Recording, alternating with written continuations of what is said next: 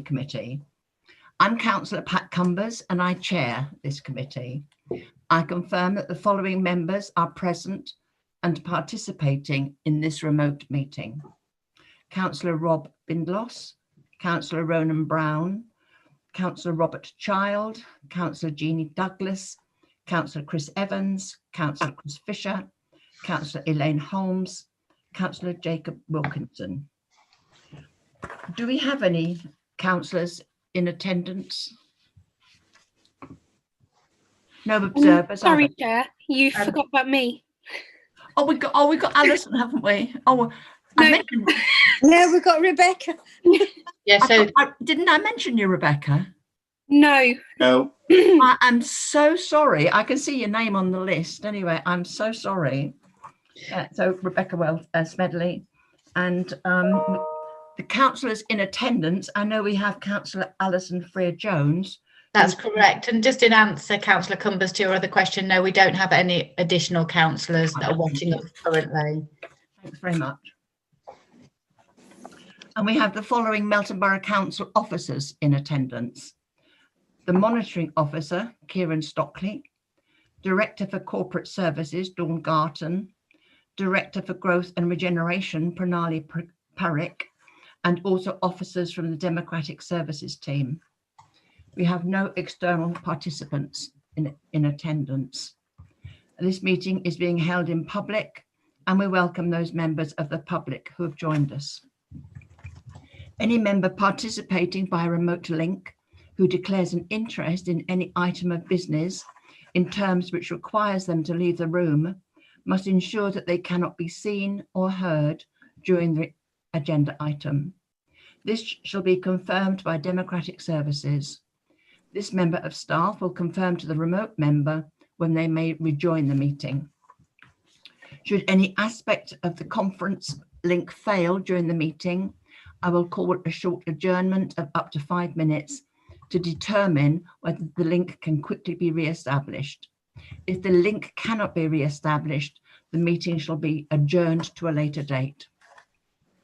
In the event of link failure for individual members, the remote member or members will be deemed to have left the meeting at the point of failure of the equipment. And if the link cannot be re-established before the end of the meeting, then the presumption will be that the meeting should continue to deal with the item, providing the meeting remains quorate. Should the meeting no longer be quorate, the meeting shall be adjourned and any remaining items of business will be deferred. If the individual member's link is successfully re-established, then the remote members will be deemed to have returned at the point of re-establishment. I would ask members to indicate that they wish to speak by raising using the raise hand tool on Zoom. I will then invite each member in turn to make their contribution to the debate. Before proceeding to any vote, I will ensure that all members and officers have no further comments by confirming with the technical host of the webinar that no hands are raised. I will ask each member to indicate when asked whether they are voting for, against, or abstaining.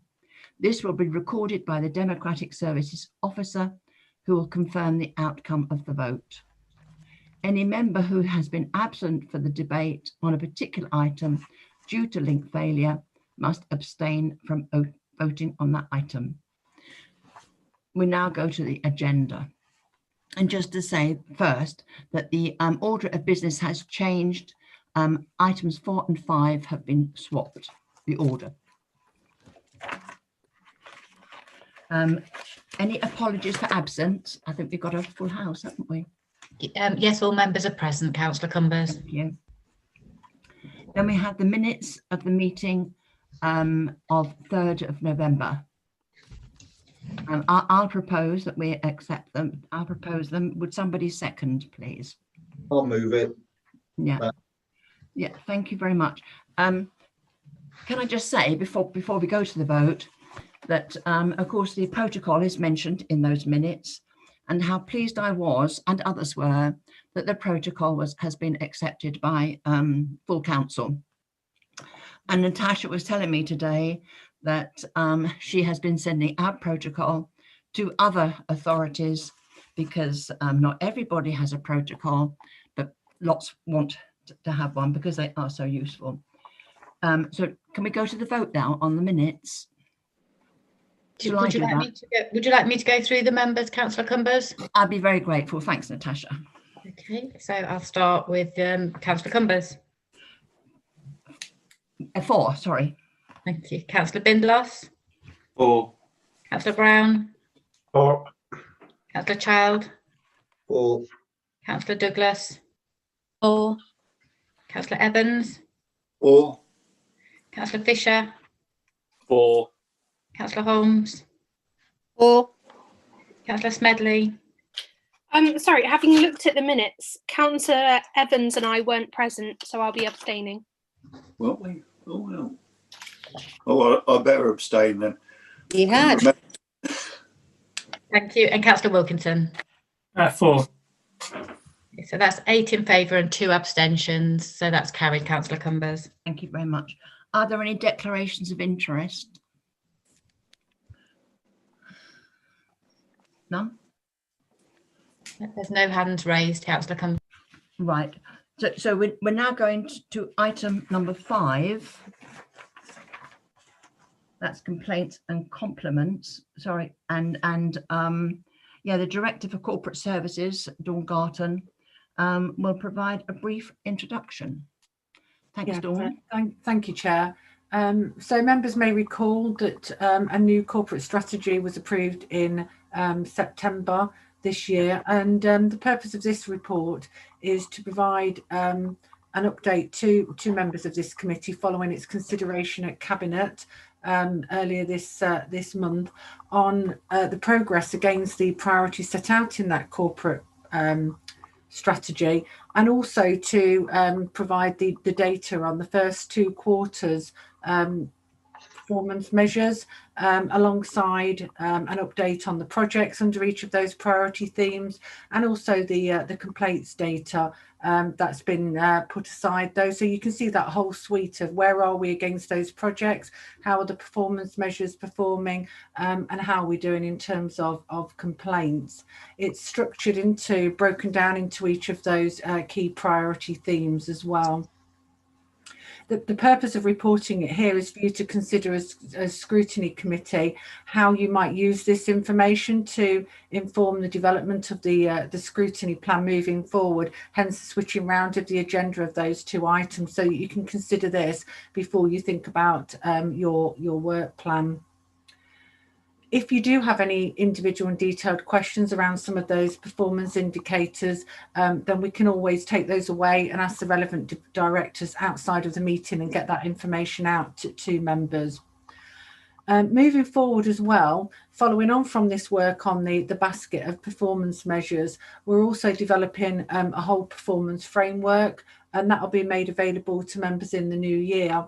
And what this will do, it'll set the context for each element of our performance framework and how we're monitoring that and pulling that together.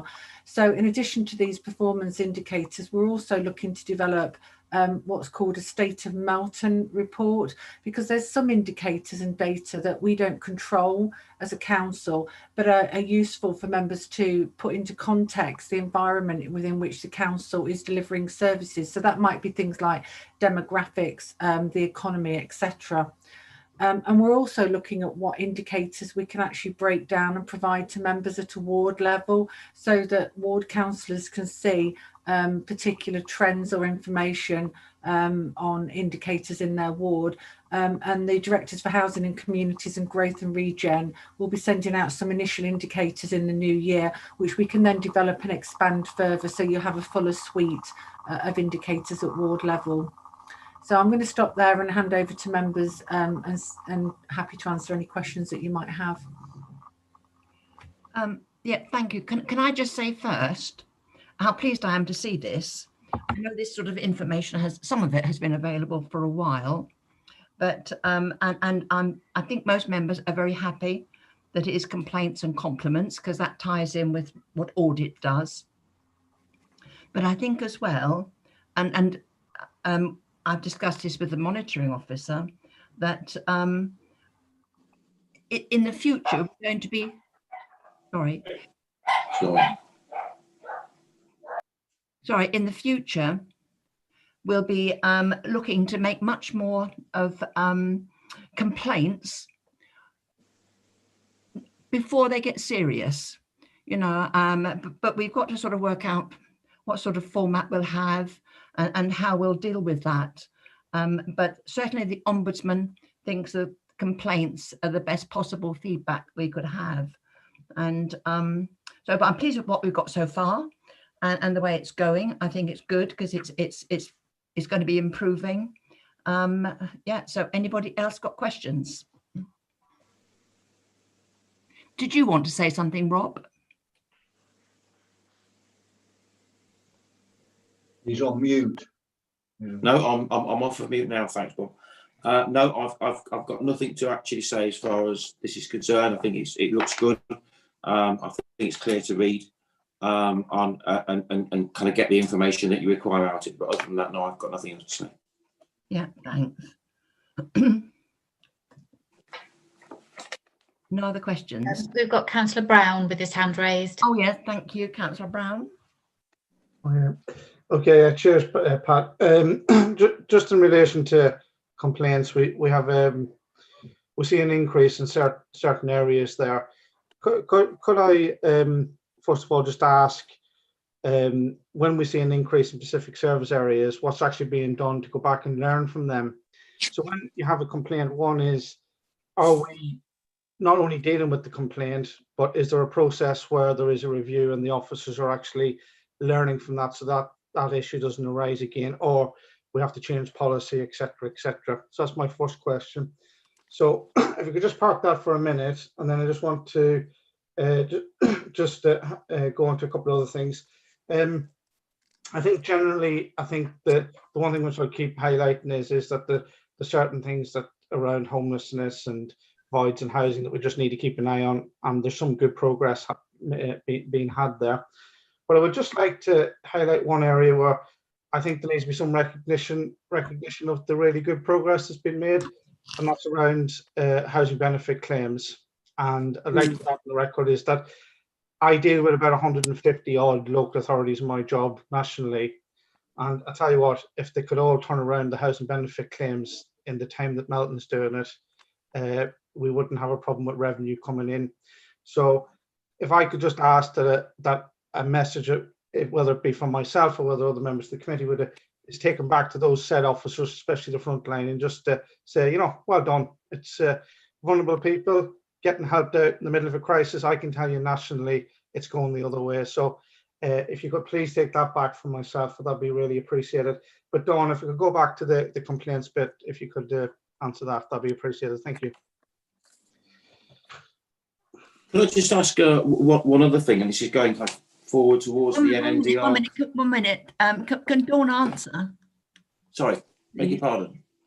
Yeah, I mean, I don't know whether Kieran might want to come on this one as well, but we do the whole suite of performance indicators and the complaints as well. We consider those at the senior leadership team, and we look at those trends exactly how the councillor has said, and look to see what we can do differently to make sure that we do take account of those. So that is part of that whole suite of measures that need to be looked at. If I can just add to that, Councillor Brown, we've incorporated corporate complaints into the performance measures so we can identify trends where the complaints are increasing to see if there's a trend in other areas that we're feeding back at a service level. So Dawn has said the senior leadership team receive quarterly reports. We've done quite a lot of work on complaints, taking on board some of the comments we've had in terms of service improvements. So they're being overseen at the senior leadership level. They're also being fed and overseen at a service level as well, so that we can ensure that we are identifying trends and actually going back to the root cause rather than responding to individual complaints. We're actually looking at them as a whole basket to understand if there is an underlying problem so that we can make service improvements in those areas. And I'm hoping going forward that we will be able to sort of provide members with some of the information around what service improvements have been made to tackle some of the issues. We introduced a new complaints policy last year, and it was the first time we included root causes. So it's taken a little bit of time to collate that information. Now, there's still some work to be done on the root causes, and the directors are looking into that, but that's sort of giving us tangible information that we can actually go away and start categorising things. I don't know if that answers your questions, but we are looking, there is more of a focus, and we're obviously, Cabinet will continue to have a strategic oversight of it to ensure continuous improvement, and we'll bring reports such as these back to scrutiny as well. Thanks for that. And that's really, again, I'd just like to say that for my first come in as a councillor, I think we've come on leaps and bounds at the fact that we're critically looking at it at ourselves. And again, that's the right thing. That's the sort of thing that I want to hear, and that's really good. So again, take that positive comment back. Thank you. There's still work to be done, and obviously we hope that you can inform that. Yeah. Can I just jump in here and absolutely agree with Ronan that complaints used to be so hidden that they really were. We weren't meant to know. The council was very good at saying what it was doing well, but when it came to complaints, it wasn't so easy. And some of you will know about the time I read about an ombudsman result in the Leicester Mercury, and Joe didn't know about it, and Ed barely knew about it. And that was shocking. That was shocking. All that going on when senior management and the leader didn't know. So I think it's come on in leaps and bounds, the way we look at complaints now, because they're there for us to learn from. Yeah, sorry. And you had another question, didn't you, Ronan? That about benefits. No. I just wanted to pass my comments back on what I think is absolutely excellent, the performance and benefits, when nationally I can tell you from first-hand experience, it is not the case across the rest of the country. So I think the council just needs, I know we can be all critical of yours, things not happening, but I think where things are working well, I think that those staff teams need recognition. Okay. Yeah, that's very true. Thank you. Through you, Chair, may I just come back on the ombudsman point that you've just made? We spoke about that a few weeks ago, and I've taken that on board, and my proposal is going forward to provide quarterly updates to members about housing ombudsman complaints, and also local government and social care ombudsman complaints. Now, I appreciate that might not tie into when they are released, but I will also try and send timely emails when we've had a decision notice, or when we're aware that a decision notice will be released, so that members are aware of the complaints that we have against the organisation as a whole. Thanks. Yeah, that's very useful, because we need to know. And of course, it's when we're questioned about something and when it means nothing to us. But no, I'm really impressed with the way we're going with complaints. Thank you. Did I see somebody else's hand up? Yeah. We've got Councillor Child, Councillor Evans and Councillor Holmes, and I believe that Councillor Bindlos wanted to come back in as well. Yeah. So who was I'll go last. It's not a problem. Yeah, don't worry. So Councillor Child, I think, is next. Right. Yes. Thank you, Chair. I would also like to add my name to Ronan's expression of excellence for the benefit claims, and I also know that planning decisions on non-major decisions with a mark of 90. Can somebody just say what do you call non-major ones? The extensions, or how is it actually defined? And the other concern is, as I said last night, the homelessness it has plummeted. We all know the reasons why, but we ought to try and keep our eyes on that. Thank you for now.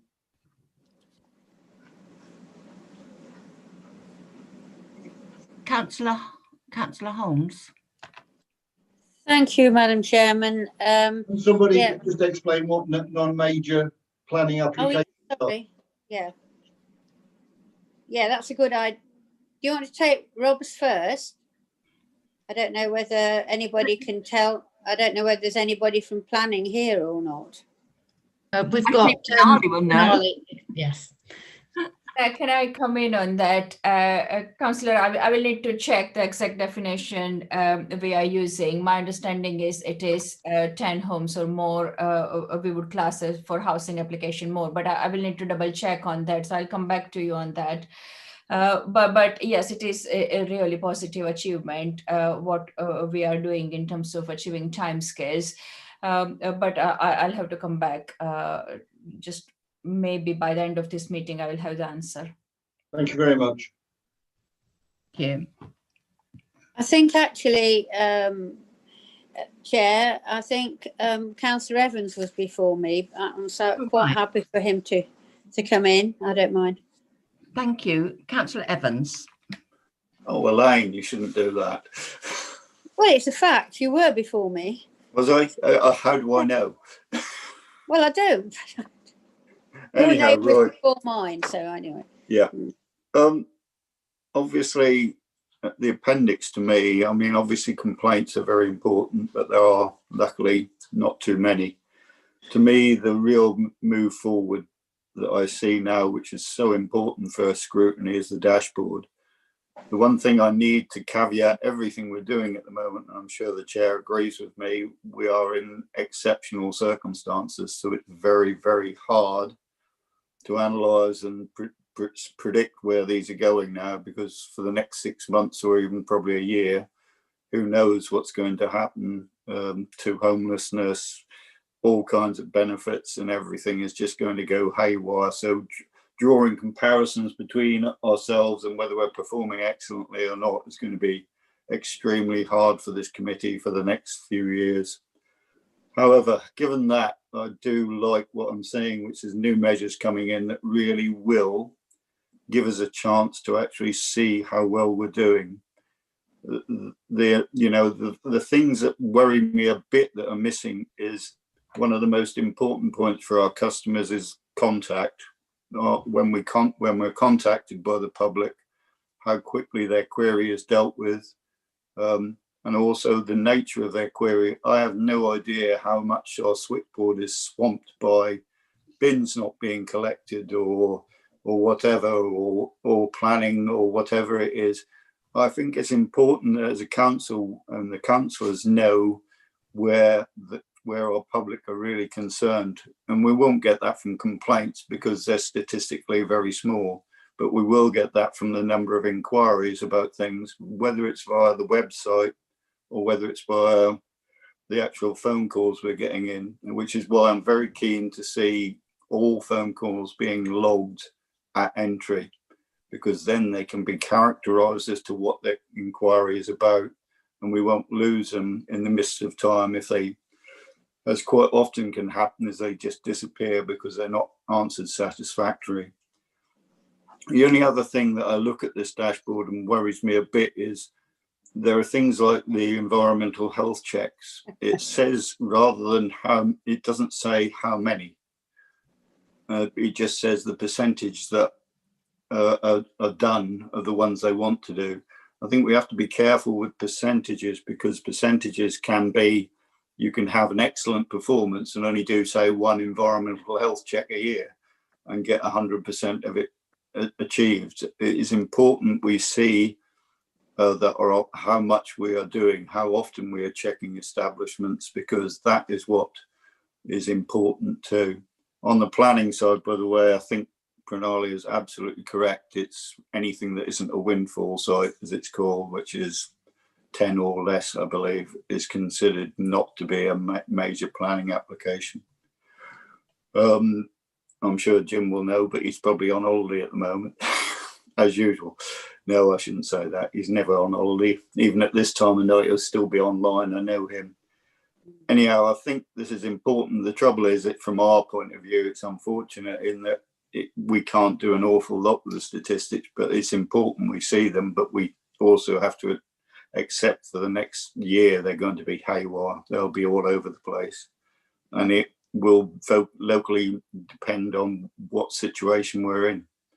some parts of the country are going to be really hit hard by this and others aren't. And only time will tell which will be the worst. Thank you very much, Chair. Thank you.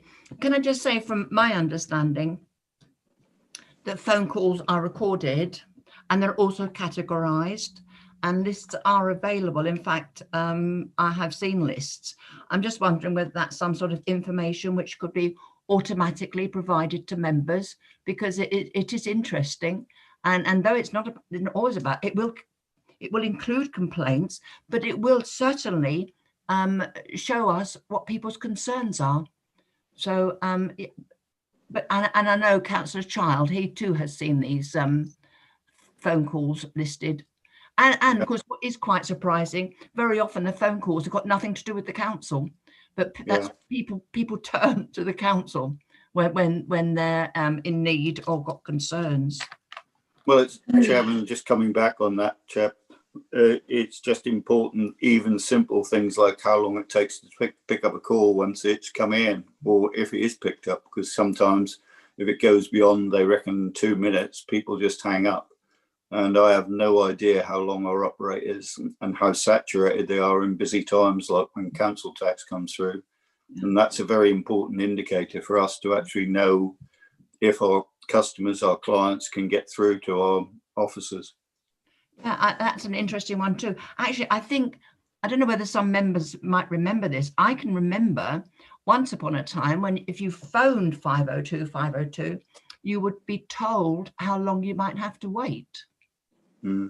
Well, some switchboards do that, don't they? Well, Chair? we did in the past, but I don't think we do it now.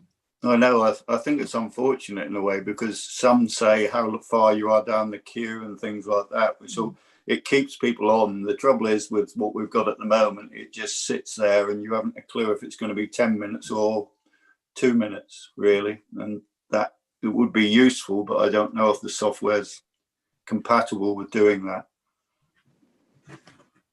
I don't know. As I say, we've done it in the past. Have your questions all been answered?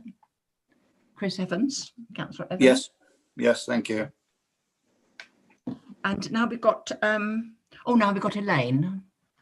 Thank you, Madam Chairman.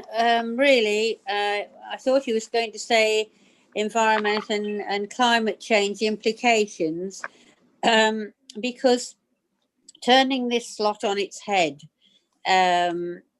like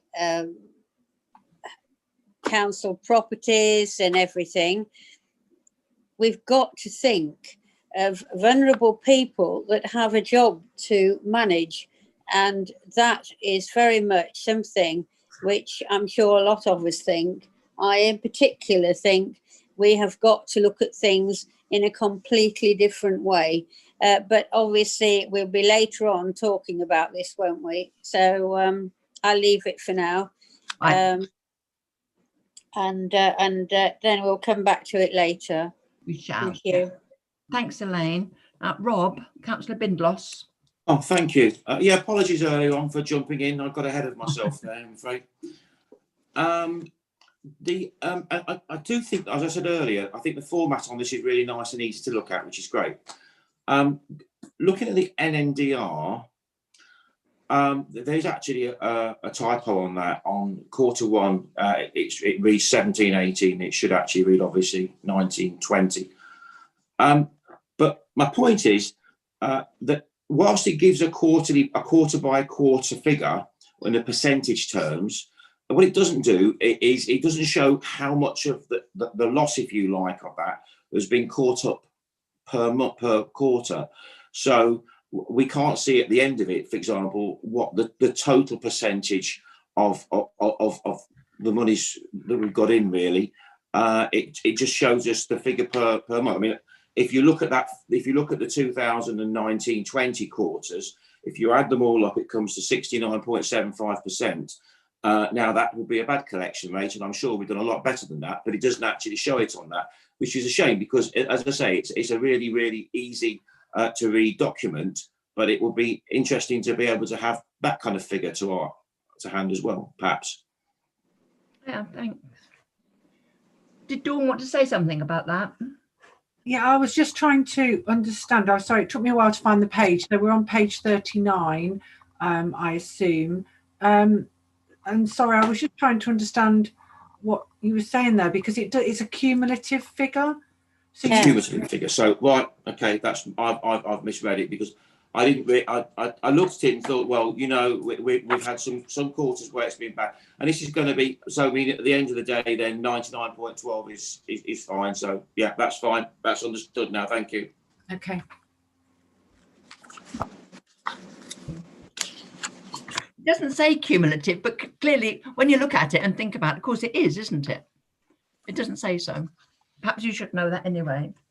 Yeah, no, I take the point. I think you agonize over this, but then I think it enables you to compare, for example, Q3 with Q3, and then you could compare, for example, now where you're at Q2 with your 58.53, you can compare that back to the 60.86, and you can see that actually, even though we've not finished the financial year 2021, we're actually down at this point in the year compared to previous years, which with COVID is what you would expect anyway.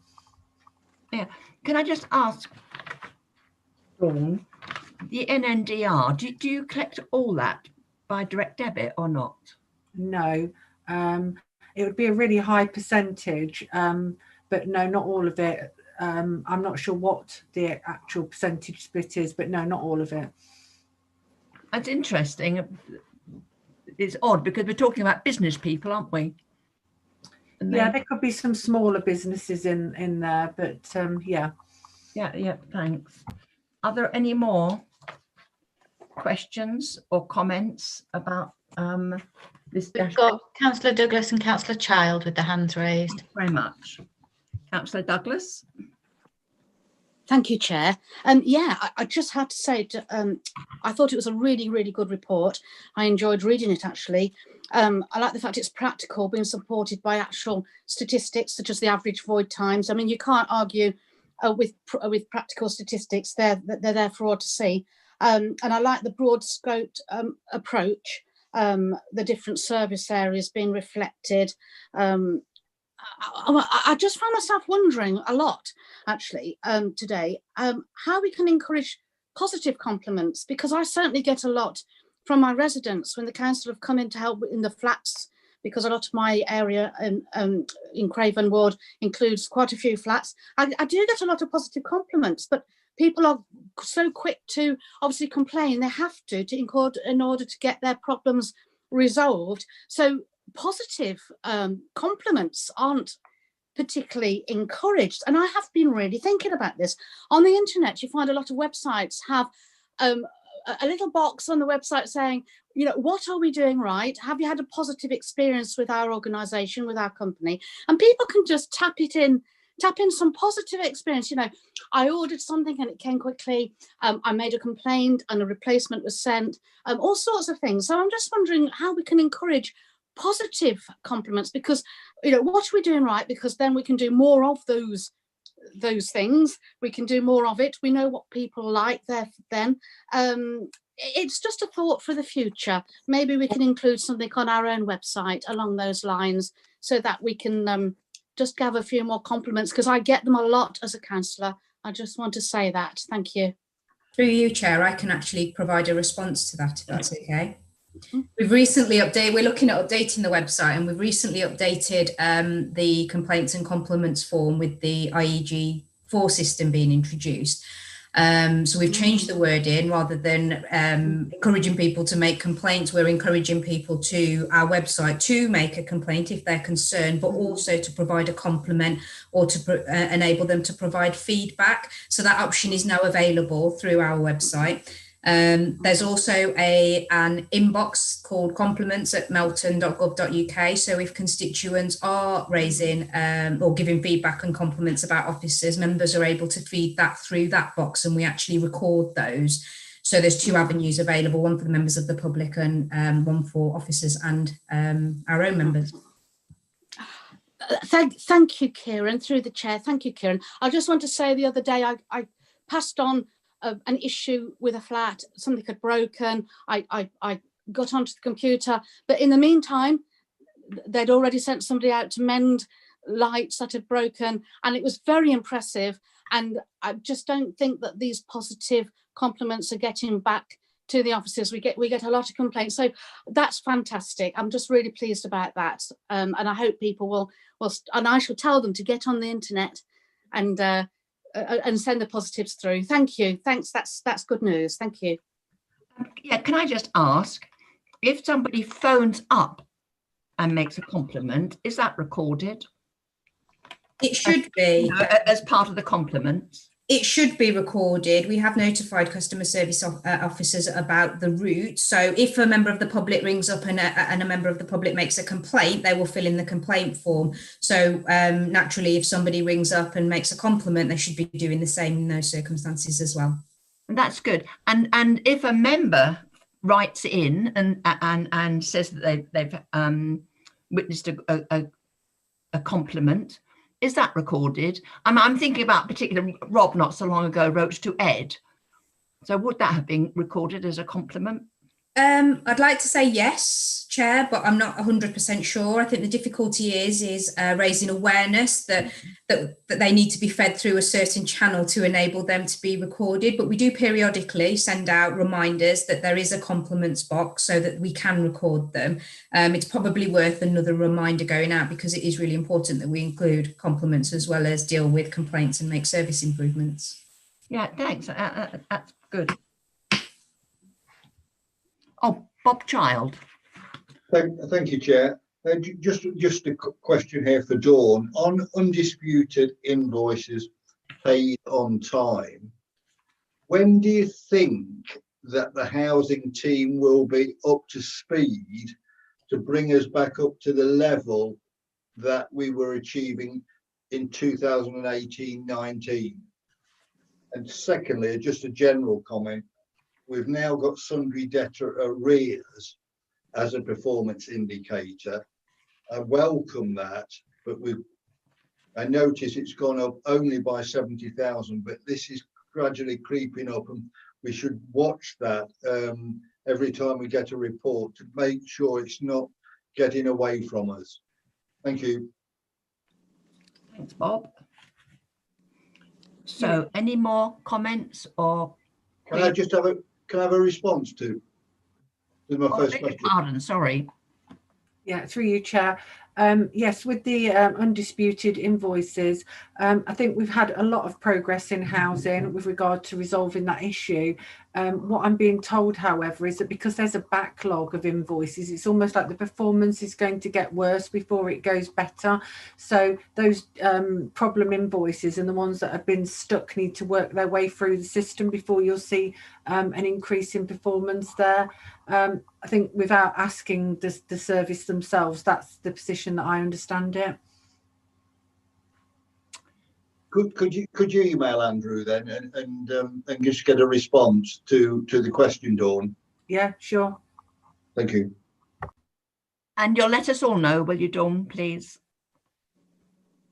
Yeah, I'll get that sent out to all members. Many thanks. Anybody else? Is that you, Ronan? Was you? No? No. No, there's no further hands raised, Councillor Cumbers. Right, thank you very much, Natasha.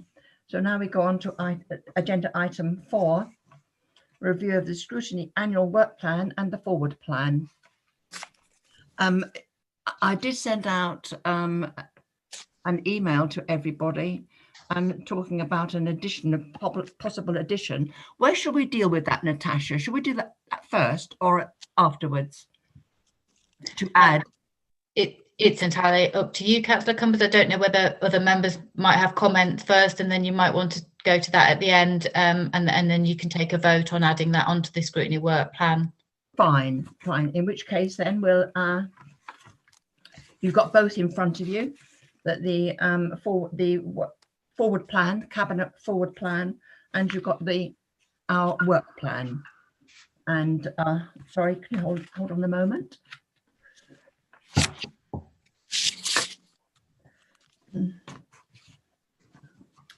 Yep, as we know, the work plan outlines the areas of work which we expect to scrutinise. And since the last meeting in September, there have been some changes to the dates for specific items. and those changes are recorded on the most recent version of the Scrutiny work plan, which you should have in front of you. And the Cabinet Forward Plan, which shows key decisions which are due to be made by Cabinet over the next 3 months.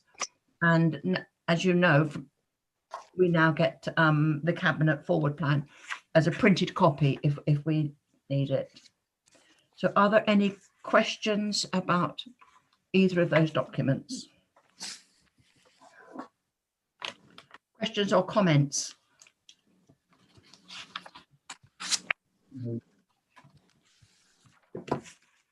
Councillor Douglas has her hand raised. Thank you, Councillor Douglas. Yes, thank you, Chair. Yes, I noticed there were quite a few one-off items, like the cattle market, for example, empty homes, me and my learning, community engagement, quite a few one-off items. I'm just wondering why there isn't automatically like a review of these items. I mean, surely there'd be recommendations moving forwards. Would it not just be, I've just lately, I've got a little bit interested in revising, monitoring, reviewing policies, topics. So I'm just wondering why these one-offs, I mean, for example, the cattle market looks like an update anyway in itself. So I wouldn't say it was a one-off if there's an update there. But anyway, I don't know if that makes sense to you, why they've been put as a one-off item when you would assume there would be a follow-up 6 months later, a year later. What is the follow-up for these items once work has been done? Yeah, some of them are just sitting there hoping that we can do some work. And we don't want to forget about stuff altogether, but not always able to do stuff. I know the cattle market, that will be part, I think, of Rodney, he'll be dealing with that. It's the audit committee looking at that, Pat. Councillor Cumbers.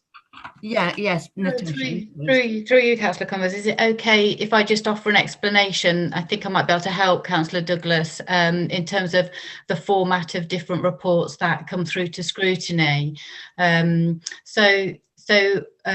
Reports where it says one-off item on the scrutiny work plan, it's indicating what format a report will come in. So scrutiny will either take a one-off report, which will be a report that just comes to the committee.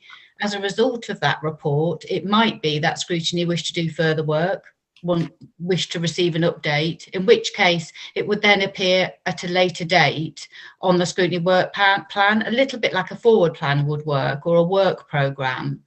But it might be that you have a one-off report, you provide feedback, perhaps to Cabinet, and that's it. Scrutiny don't see it again, but you may get an update at a later date, and that would be on your work plan. So items would also come in the form of task and finish groups. So obviously they're more in-depth reviews, and they might be a short-term review or more of a long and in-depth review. So they would then say that would be shown as a task and finish group review.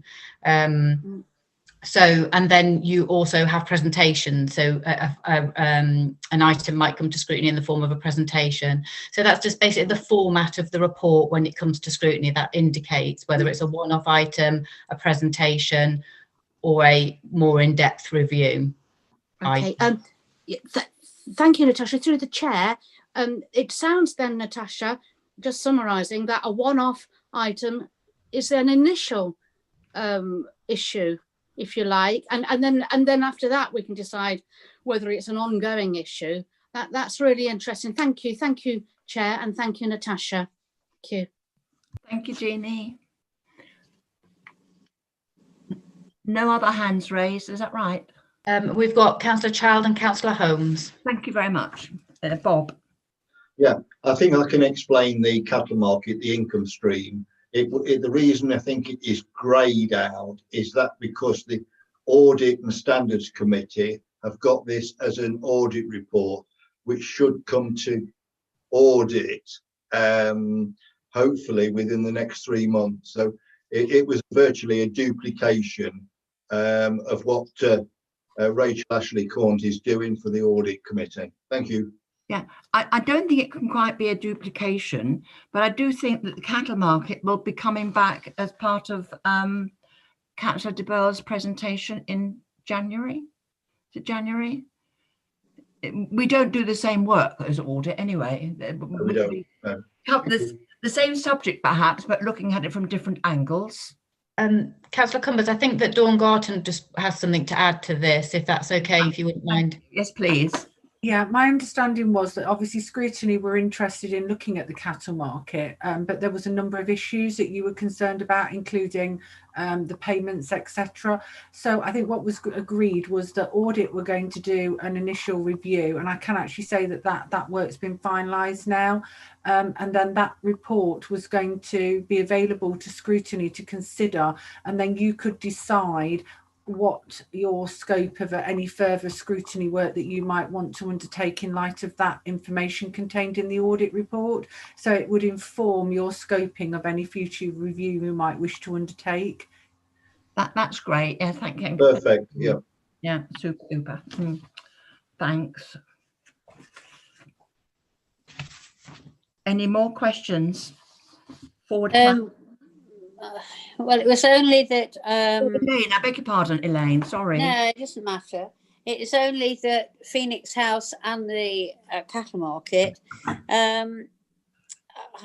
don't want to get bogged down, do we, in saying that both those are on the wish list. But there are complications, aren't there? So that is why we would be bringing that to them to scrutiny anyway, wouldn't we? Those items and other items as well. Thanks, Elaine. That's a fact, isn't it? That we will be bringing them to scrutiny. We'll have to, because there are implications, aren't there? Well, I'm not quite sure which bit you're talking about, Elaine.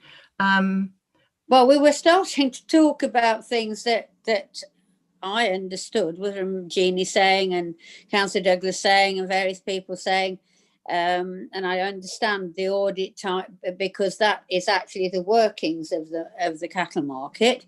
But what I'm saying is that then the broader picture is going to be quite a difficult. I don't know how to put this, a difficult time, which obviously Scrutiny will have to look at, as they will have to look at Phoenix House as well. But that's not really what we're talking about tonight. And that's why I was bringing it up, because really we're not talking about it tonight, but it'll obviously have to come to Scrutiny, won't it? Both items. Yeah. Are you talking now about the land issues? Yes. Perhaps you might have missed the email that I sent out, Elaine.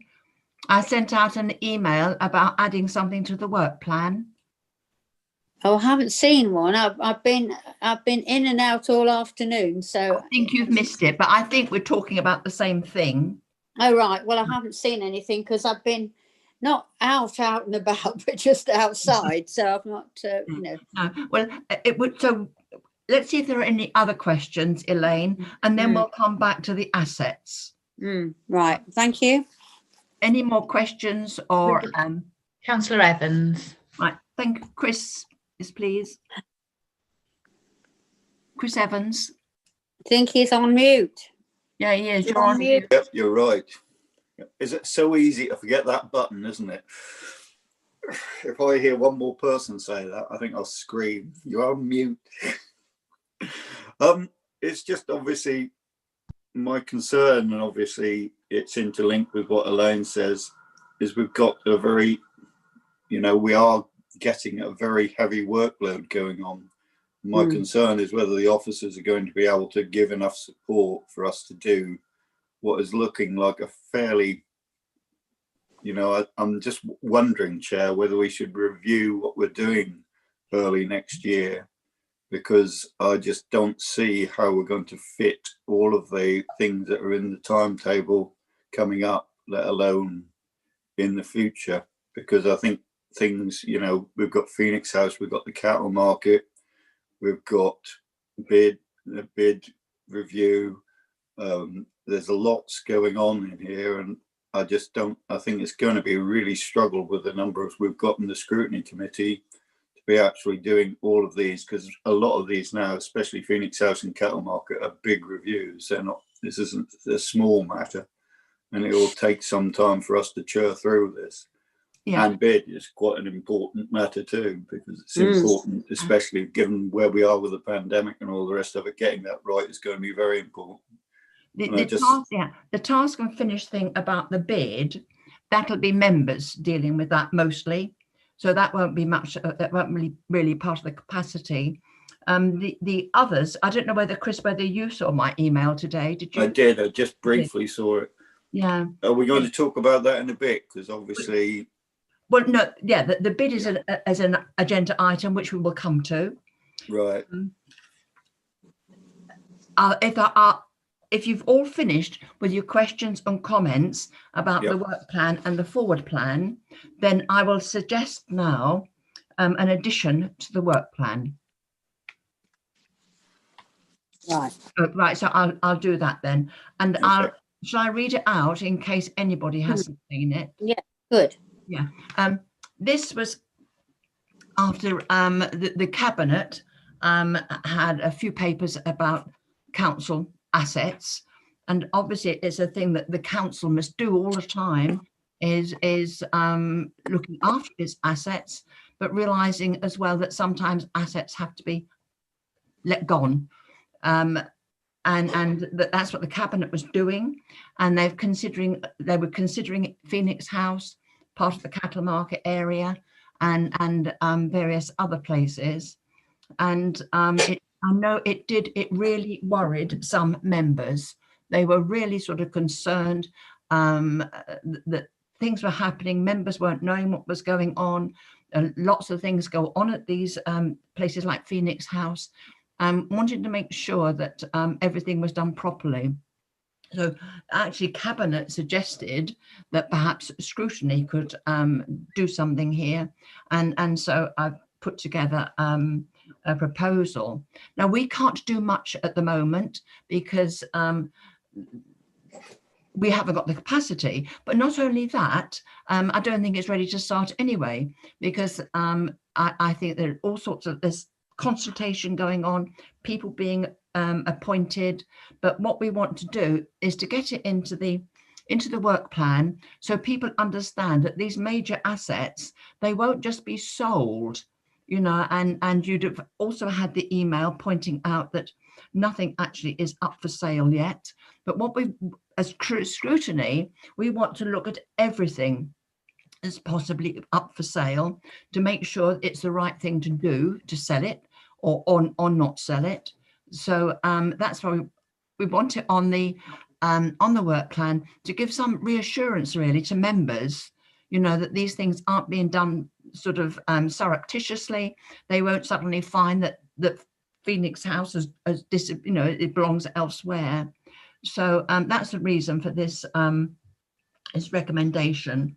So what I'm asking is that we add asset development program to the work plan for the following reason: to consider the following: review of the options and what the committee feel is the best fit for Melton. This can include do nothing, sell as is, develop, and if develop, what form. From the capital receipts raised after costs, what objectives would be recommended to Cabinet to fund, such as the housing company? So if we're going to raise money, we want to know why we need the money, and review the social and economic benefits / impacts of any change, if any.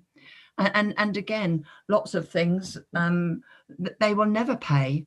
And we accept that as part of a good council, a service that we provide. But what we want to do as a scrutiny committee, well, we're going to have to sort of sort it all out, and think long and hard about it. But hopefully we can help members and help Cabinet make up their minds, you know, what should be sold and what shouldn't. And as I said in my email, we do have capacity concerns at the moment. So the suggestion is to start in May 2021, but earlier if capacity allows. And then the terms of reference could be approved in May or June. But after Christmas, yeah, I think we will need to look at what's on our work plan, see if anything isn't that important, see if we can get rid of stuff and think it through. But this is the recommendation for now to be added to the work plan. It's not going to take, well, any really officer capacity, not just yet. So it's, it's not an additional burden, but it needs the terms of references to be sorted out, and that won't come really until the next civic year. So if I make that proposal, if somebody could second it, and then if people want to make comments on it, that's fine. I'll second it. Thank you, Elaine.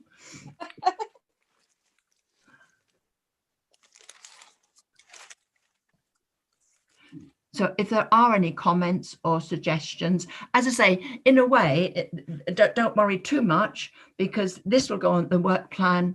And when we do come to consider it and we're thinking about the terms of reference, the wording could change, so we're not, at the moment, we're not setting anything in stone. We're just making everybody aware, other members, cabinet and the public, that this will be looked at thoroughly.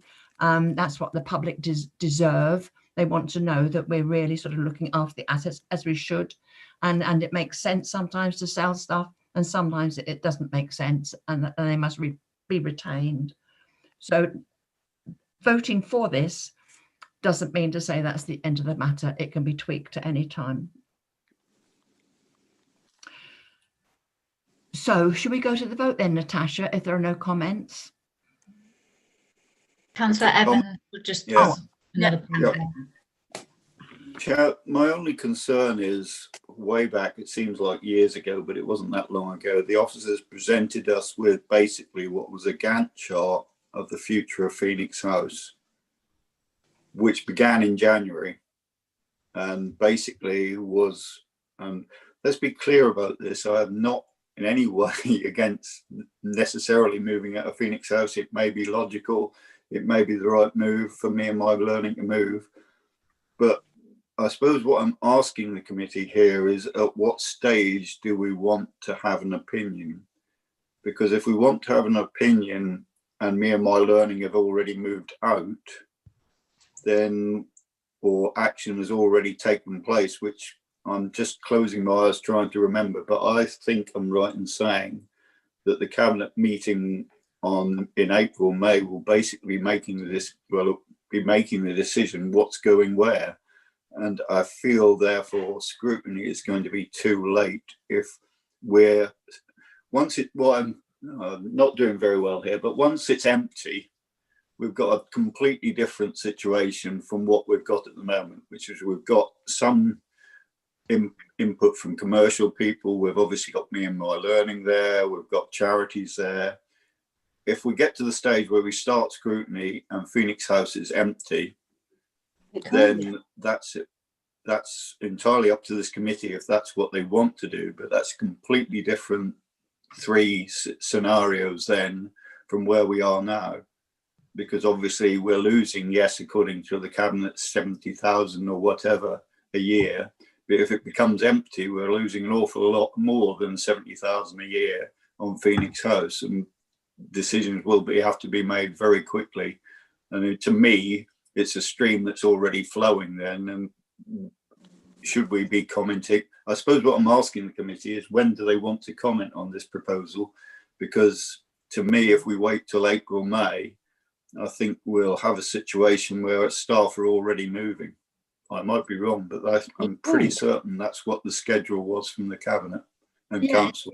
I think you might well get people moving, that's up to them, and they'll move because that's the right thing for them. But it's a difficult situation, and I wouldn't say anything else. What I can say is that nothing will be sold until this scrutiny work is finished.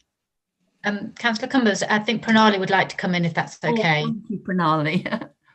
Yeah, I can give more details for Councillor Evans on this. So right now, according to the report that you saw at the Cabinet as well as the Council, we are not proposing to move anybody out until December, at least next year, when Cabinet will look at the details. Cabinet will look at the design of the other locations where potentially occupiers from Phoenix House could move out, and the costing for doing any refurbishment required. So that's all that work is going to happen over the next 12 months before that decision can be made. So Scrutiny will have enough time over the next 12 months to look into those options. The first timescale, the first stage of work, which is due to be considered by the Cabinet, is in May, which is about the options that Pat is talking about, is about the future of the Phoenix House. Potentially, if we consider that we are able to achieve vacant possession, then the options are, do we want to develop it ourselves? Can we, if we are developing it ourselves, what kind of development, what kind of investment will it require? What kind of expertise would it require? Do we need joint venture, any partnerships to work on those options? Or do we want an easy option to just dispose it off and take the money and do something else with that money? So those options will be the right time to be considered at the Scrutiny, will be April, May time, when we will have worked on those options, and then they could go to Cabinet. So what Pat has suggested currently about the May timing is the right time, because unless we do the work in the next 4 months, you will not have that information to scrutinize. So timescales will work very well. Chair, could I just get back and just ask, do staff know that they will not be moving next financial year? I mean, next year, therefore. We haven't said to anyone that they need to be moving, but if there is misunderstanding, we will provide clear communication. Yeah, I suppose what I'm saying is, Pranali, someone's approached me and said we're in the dark as to what our future in Phoenix House is. And I think it's important we actually make it clear to the staff. You've just made it clear to me that it will not be it won't be in 2021 almost certainly that anybody will be moving. Yeah. Because I think, especially given the situation, which is already Alan Pearson had a go at this, you know, we're in the COVID, we're in a pandemic. Me and my learning is going to be absolutely saturated probably with this kind of work, trying to get people's confidence back into the community. And I think it's very important, therefore, from my point of view, I think that the staff are reassured that there will be no, you know, upheaval during 2021 for them. Yeah, absolutely agree. We will send that communication out as soon as first. Thank you very much, Pranali. Thank you. Because that's really why we're bringing it to Scrutiny, because members and people working there, they are all worried, but seeing it in, you know, that it will be dealt with Scrutiny, hopefully it will give them some sort of reassurance. Yeah. Chair, could I just ask, when are the county moving out? Sorry, could I just ask when the county are moving out of Parkside? I think it's December 21, isn't it? That's correct. Yeah. Yeah. Thank you. Madam Chairman, I have had my hand up. The reason. Yes, I beg. Yeah, come on, Elaine. No, don't worry. It's just that I said at the time, because that's what I was told, that the lottery gave a grant to me and my learning of 25,000. No, it wasn't 25,000. It was 500,000.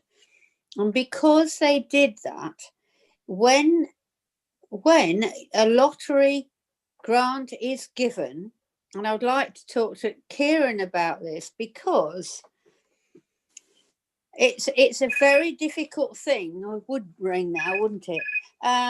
It's a very difficult thing to actually be able to move anything if lottery money is involved, because when lottery money is involved and if you move, you have to pay that money back. So somebody would have to pay $500,000 back.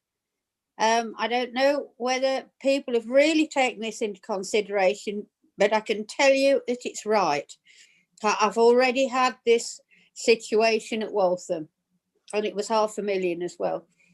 But I think surely this is different if me and my learning is just moving. No, it is actually at the place where it is given. Right. Can we ask Kieran then for Yeah. an opinion, please?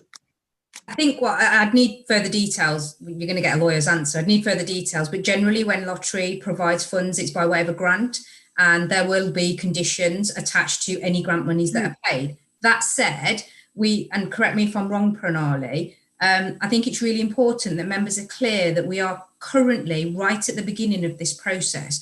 We are only looking at appraising the options that are available to the council, and that will include all options, whether we sell, whether we don't sell, whether we move anybody, whether it stays in situ. And it's only once we've identified what those options are and we've done the necessary due diligence will we be able to present a more full report to members to say, for option 1, these are the positives, these are the negatives. For option 2, etc., etc. So at this stage, we've identified some options, but actually we don't even know whether those are the options we'll go forward with. So what we've presented to Cabinet at the minute is, this is an idea. Are you happy for us to go away and do further work into these options? So once we've got that, and that will include Councillor Evans, informing members of staff, it will highlight what the risks are, highlight what actions need to be taken. So no decisions are being made as yet, because what we need to be doing is identifying what options are available, putting the meat on the bone so that we can come back to members and actually say, this is the full report for each option for you to consider. And I think that's where we're saying it's at that point that scrutiny will serve its best purpose, because you'll be able to scrutinise the information, which will include some of the restrictions we have, such as if anyone is in there and has a grant that has been paid to them, or if there is a preemption clause, which means that actually disposing of something may not be as easy as we initially thought. So I think at this moment in time, I just want members to be clear that we haven't yet appraised the options, so we might not have some of the answers to the questions that you're posing, but the next stage of the process is exactly to do that for you, so that we can present those options back to you in a much more detailed format. Yeah, I understand that. It's the same with Gilstream and leases with the cattle market. So all these things are really a little way off, aren't they? They're not something that people, I would have thought, need to be desperate about at the moment, because we are very much at the beginning of a process, if the process happens. That was why, stupidly maybe, I suggested that that a lot of the shops in Melton, and I was there this morning, that are empty. I don't know whether we have approached private landlords, because maybe we would be better looking at the centre of the town to build or make flats, make whatever, than we are to look at other things that actually are working and working well. Thank you, Madam Chairman.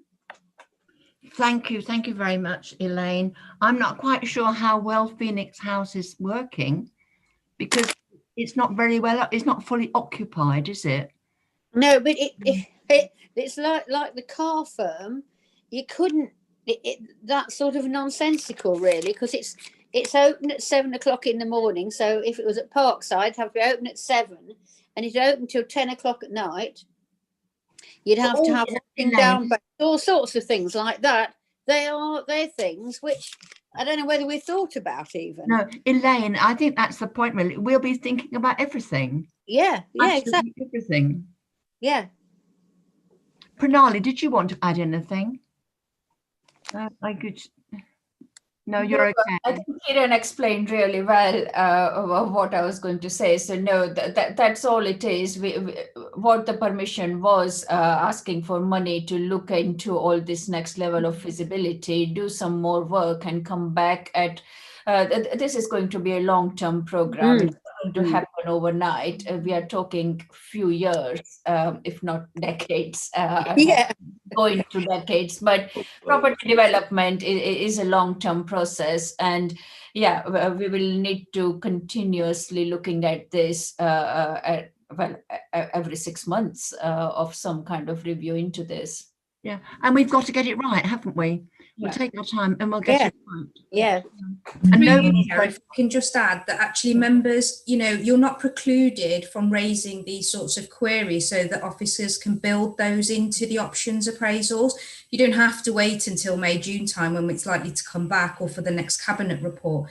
You know, those valid points can be fed through to officers for them to build them into the appraisal so that they can investigate those and provide a full report back to members.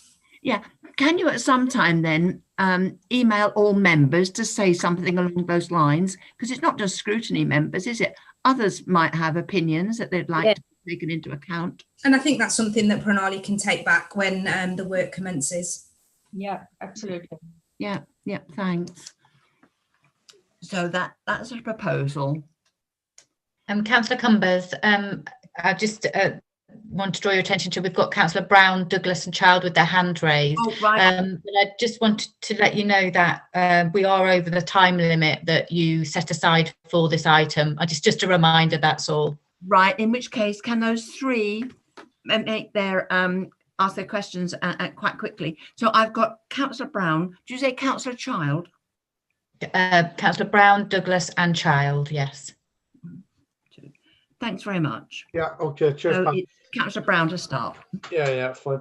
I think on the first thing is, I think that probably putting the sort of the ideas in the report to me wasn't really helpful. So I think it sent hairs running that needing to be sent running. That's the first thing, and that's something I will keep saying, is that I think if things are going to grow, let them grow organically. And I made that comment the other night. But also I think there was a lot of statements made on the venue stroke the hub which weren't actually factually correct. And I think it would be really useful, not just the venue, I'm using that as an example, for maybe a presentation for those to members on what the different organisations, especially the community-based organisations, actually do, the sort of money that's attached to it, the impact that they have, etc., etc. And then secondly, with the venue and the hub, which I do know pretty well from having set it up in the very year, being one of the original individuals to help set it up, is the actual impact that it's having. And actually there might be such things as ideas that if capital money is realised, that we might use some of that to help them move to a better facility, etc. Because at the end of the day, this isn't just about the council making lots of money, it's about the community benefit and the social value. So because if that facility did shut down, we then don't want crime going through the roof. We then don't want having to increase antisocial behaviour teams, etc., etc. But there's more than just that organisation in that building, and I think we need to understand the parameters of that and what can be done. And I have since been in touch with Sarah at the hub, and I'll speak with them separately to try and find a way forward, because I think there is some good options for that organisation. But also, as well, and Elaine sort of touched on it, is around Gilstream and what the opportunities with the cattle market, etc. And as these two ideas come into fruition and organically grow and link in, priorities are going to change. Councillor Evans is absolutely right. We're coming into a pandemic. What might come out of that might be completely different ideas as well in those pieces of paper today. And I think it's our role as the Scrutiny Committee to basically guide, quiz, and probe, and try and come out with the right way forward, linked against our options. But the clear message is it shouldn't just be raising a load of capital money to then blow like we did with the Sainsbury's money, and then you've got nothing left at the end of it. I think it needs to be really, really well thought out. And I think we can do it, but I just think we need to be a little bit, maybe not just throw the baby out with the bathwater. I think we need to just calm down. And if things do go wrong, yeah, we can, quite rightly as elected members, rise up and make our points known. And I think a group of us sitting here now, I think we're more than capable of scrutinising and holding people to account. Thank you, Ronan. Thank you. Jeannie? Thank you, Chair. Yes, building on what Councillor Brown was actually saying, COVID is actually affecting the use of the buildings, such as the organisations at Phoenix House cannot operate to full capacity because of the virus and the need to social distance and they need to discourage people from attending. But there's going to come a point when their services are going to be really, really needed. And although we're very focused on the buildings, these organisations can relocate quite easily. My concern is that in education, which is my background, we often see services come and go. The same staff and organisations can stop because funding's halted and then recommence in 6 months' time under a new organisational name, the same people even. So I'm just building on what Ronan was saying about the need for a more of a seamless service, so that because these provisions are already faltering, you know, they're not being used, the finances aren't finding their way to the front doors. So I suppose, as Ronan says, it's got to be very well thought out, so that we don't lose organisations that then we suddenly need and they've gone. And you know, anyway, I just wanted to say I've seen it happen a lot, and we could have 6 months of trying to get a new organisation in place when we could have kept the old ones going. So I'm just making a point about having a seamless service delivery, which means making sure that the existing you know, the offers there can continue and not be halted by accident. So thank you. That's all. Thank you. Thank you, Jeannie. Bob. Yes, mine very quickly, Pat. I looked at when the cabinet met and discussed this in April, and I was looking for the business plan, and lo and behold, there was no business plan in place. Has that, I can't, it's really one for Pranali, I can't trace the business plan. Surely it's been done now since April. Could you tell me where I can find it? Councillor Child, when you say business plan, do you mean a program of activities, or you mean a business case? Business case. Yeah, so business case is basically the report that was considered at the council last week. That is the business case for using the funding. That was the recommendation, was to use a proportion of the funding, the grant funding and the capital reserves that we had set aside for that project in April. So the report was part of the business case to draw down that money or a proportion of it to do the next piece of work. So the business case is evolving. The money we asked for permission to use was to prepare the next level of detail of business case. So that will be an evolving thing until actually the project is developed out. So that will that be produced by April, May? No. So the next level of detail will be produced by April, May, yes, but that will not be a detailed business case until we have worked out exactly how much money you are going to spend in doing exactly what. So right now the business case is about doing a feasibility and a design for Parkside and the Cove, and looking at the options for refurbishment of these other facilities, so that if Phoenix House, we want to achieve the vacant possession, we can do that. So right now the current business case is only about working on that feasibility. Right, which so will help us developing the detailed business case for development of Phoenix House and any other asset later on.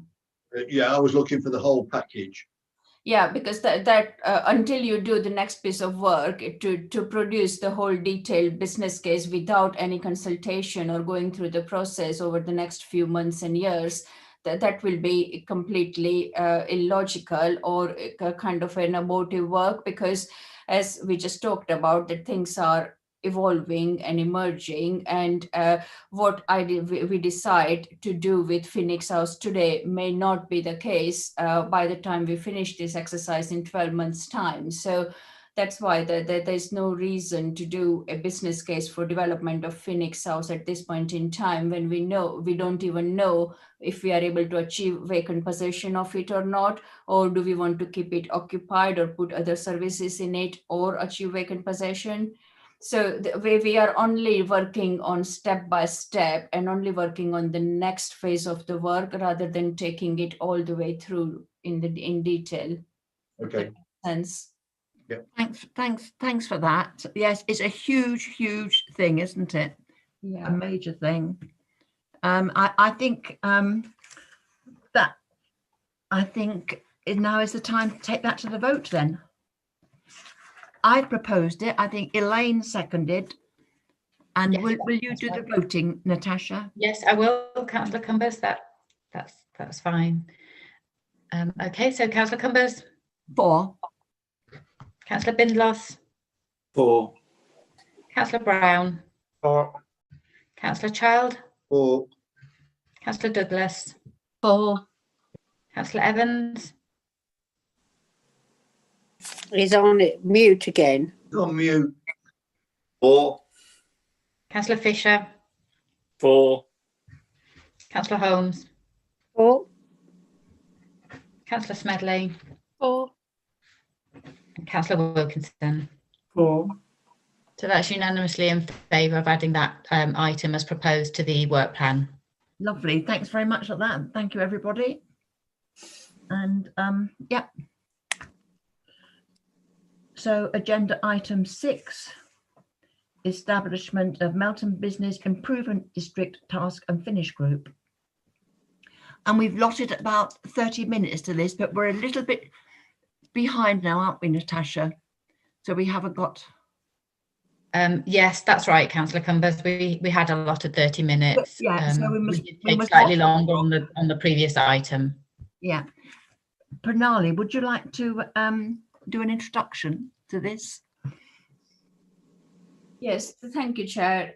So this was the work that the Scrutiny Committee showed interest into looking into more detail as part of a task and finish group approach. Well, Business Improvement District is a collection of businesses in the town centre who pay levy to work towards a common cause, and it has got its own private sector business-led board, which we are part of. Now, of course, it's a kind of a 4-year term that is coming to end next year around August time, and there will need to be a new consideration and a new vote, what's called ballot next year, early next year, and that's planned. But what this work is looking into is to advise, well, not only the bid board, but also council and officers on how we want to look at supporting bid going forward. How is it working? Is it working for us? Is it working for the businesses that it works for? But it's about looking at recommendations that how we can help shape the not only the bid board, but also councillors in helping and shaping the business plan for the next term of work. So that's what the focus is for the work, but it's the terms of reference are attached. I wasn't sure, Natasha, actually, are this the revised one or is there a revision to be added? Can you? Sorry, I didn't quite catch what you said. So Appendix A, where the terms of reference are attached, are those the final one, or there is a slight amendment to be made to that? I think we changed the first one, didn't we?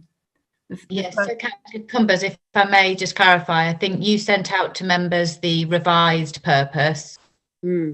And I think you were going to read it out as well tonight so that we make sure that members are aware of what they're actually approving, that it's not as in the papers, it's a slightly revised word in terms of the purpose. Yeah. Right.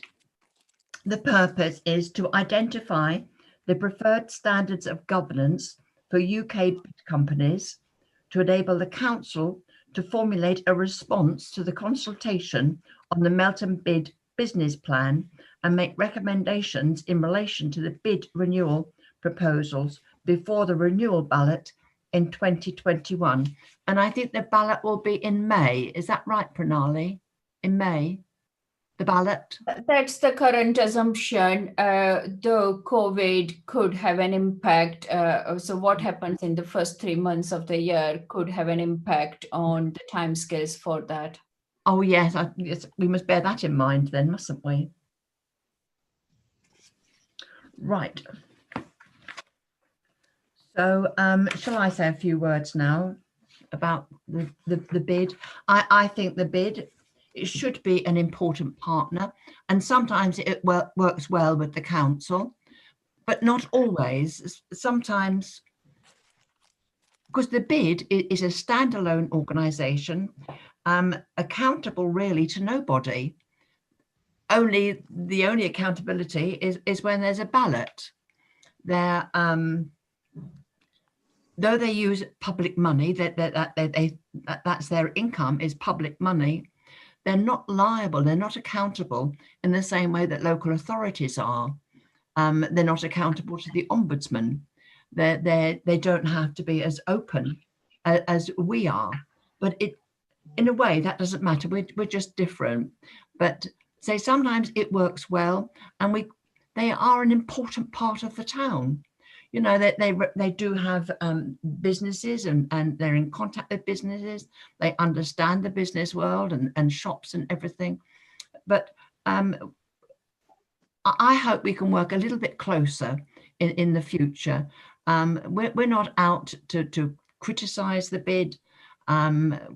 We just want to see ways of us all working a little bit closer and them helping us and us helping them. So that's the reason, really. I mean, we thought about it a lot, you know, a good time ago about this possibility, and we obtained information from elsewhere about what other bids do, other bid companies do, and we think perhaps there's a bit of improvement possible in Melton. But the main thing is that this is about working together. It's not about us investigating the Melton bid. That's not it at all. What we'll be doing is looking at elsewhere, really, trying to find good ideas, you know, and hopefully to make things better for all of us, for us and the bid company. So that's what it is about. So if others would like to make comment or ask questions. We've got Councillor Holmes, Councillor Wilkinson and Councillor Evans. So yeah, Councillor Elaine. Yeah, right. Yeah, I have actually asked various people and they have actually contacted me, mostly hairdressers, funnily enough. And then there was, right in the middle of the town, there was a restaurant which is still doing takeaways. And they said, and of course it is going to be more difficult at this time because every penny counts. Now, it might only be that they have to pay £300 or £370. I'm only taking this off the top of my head. I don't think it's a massive amount, but if you're getting nothing in, it is a massive amount. And it just, and nobody has said to me that they're marvellous. You know, it's just, they've all said that they don't feel that they're getting what they should out of it, especially the ones just on the side streets don't.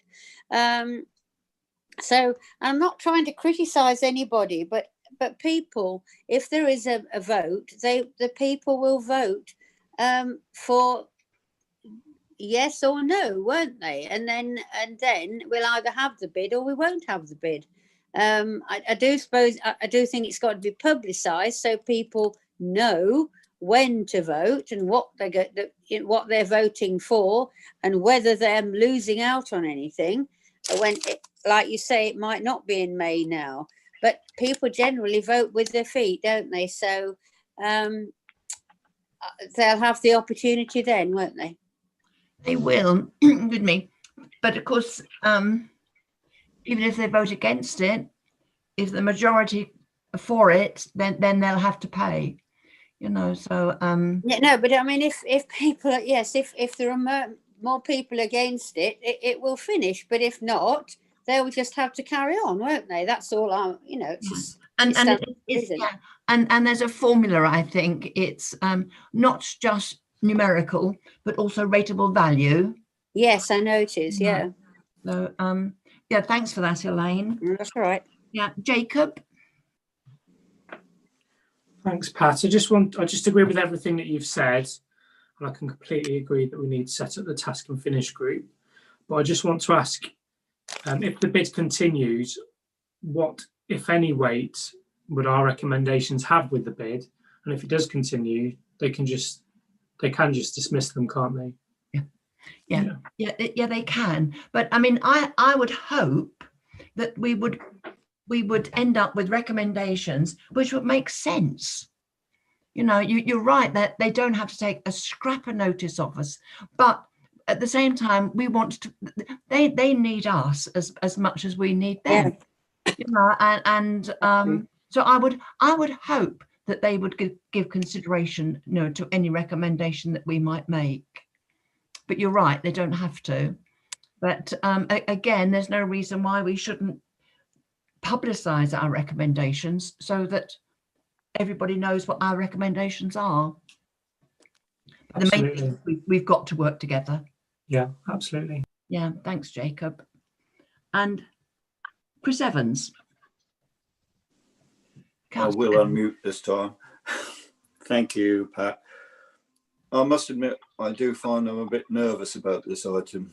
It's not as though we're funding them, or we have really, as you've just pointed out, any control over their future path. It's almost as though we're coming into a democratic election, which, you know, the poll will be, and we could arguably have an influence of how that goes, which makes me even more nervous. I know, Pat, you would not be particularly happy if there was a poll for town estate and we were issuing some kind of edict of how the town estate should handle matters in the future. I probably would like to say something to them, but I'm really worried that anything we could say could get certain people up, and maybe the chairperson or whatever back up, and this could make relationships worse rather than better. Yeah. And that's my concern, because, you know, a bid, if they're an completely autonomous organisation, it's up to how, if that's their role, then if I was the chairperson of it, I wouldn't want the borough council to comment on what I did. I'm sorry, I wouldn't, Pat, because it would be wrong. If this bid is separate, I know we have a representative on it, separate from a borough council, I just feel at this point in time, before they're going to the poll and all the rest of it, anything we say could be like a red rag to a bull. Because, you know, if we say something like, oh, you got it wrong in the past, you should do B rather than A or something. Yeah, we're not going to do that. We wouldn't dream of saying you do this.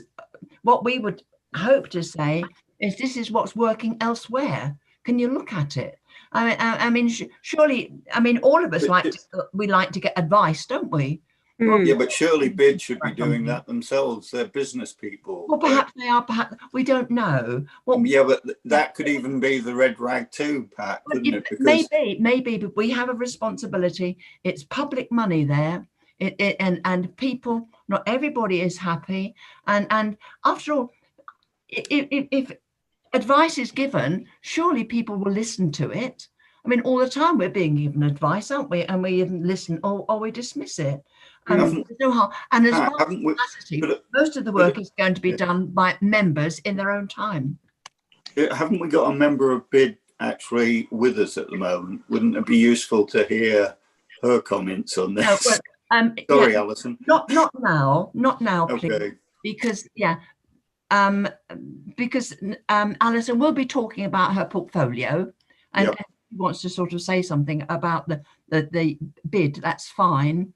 But Councillor Cumbers, it's Natasha. Sorry, through you. Is it okay if I just say that I think you are through the terms of reference, you're trying to encourage a more collaborative approach.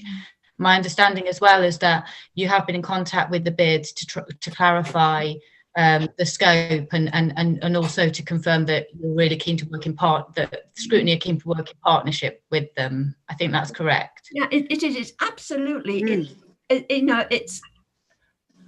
We're friends anyway. Nobody has fallen out with anybody.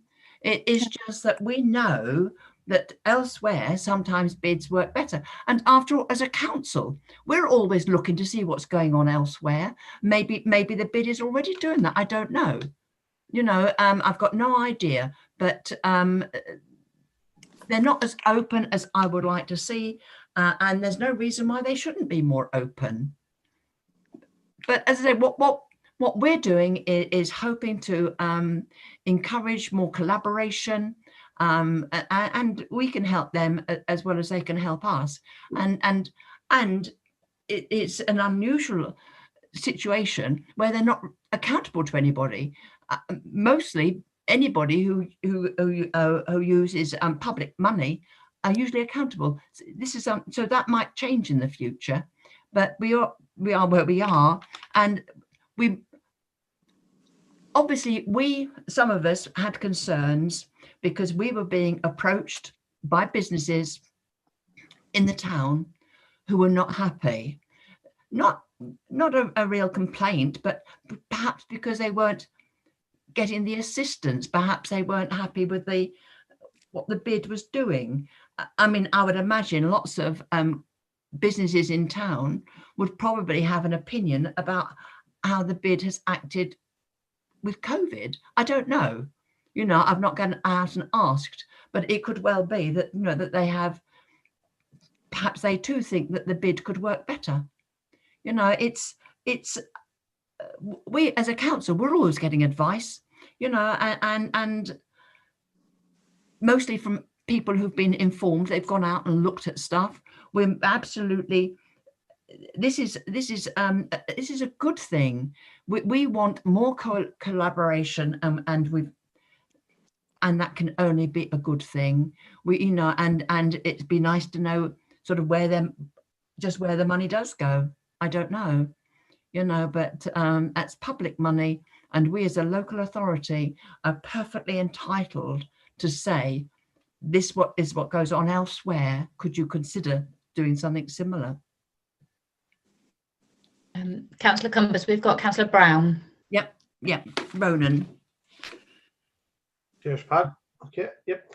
I think some of the stuff you said, but I'd just like to reiterate. I think the way that I see this is a bit about how we're all going to work together and how we assist the bid in working better, but also as well as what role Melton Borough Council has with the bid. That's quite important as well. So at the end of the day, we're a key community leader, being the local authority, the district council in the area. So that's going to be key, and I think it's probably an opportunity for us to maybe realign the partnership. I think that could be, it has been a bit rocky. Let's be honest about it. Let's realign the partnership.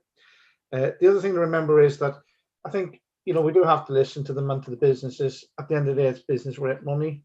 It is, in a sense, it's extra money the business are generating not through the council raising it. All we do is collect it, and then we pass that on, and they've got the choice as an elected body as to how they spend that. But then, more importantly, is how do we get the bigger players into the picture to help Melton out of this COVID situation? And also, pre-COVID, the town was struggling anyhow. Let's be realistic. And what role is the LEP going to play, or whatever way a LEP is going to look like into the future? And also the county council. The county council are a major organisation, as are the LEP, around the spending power.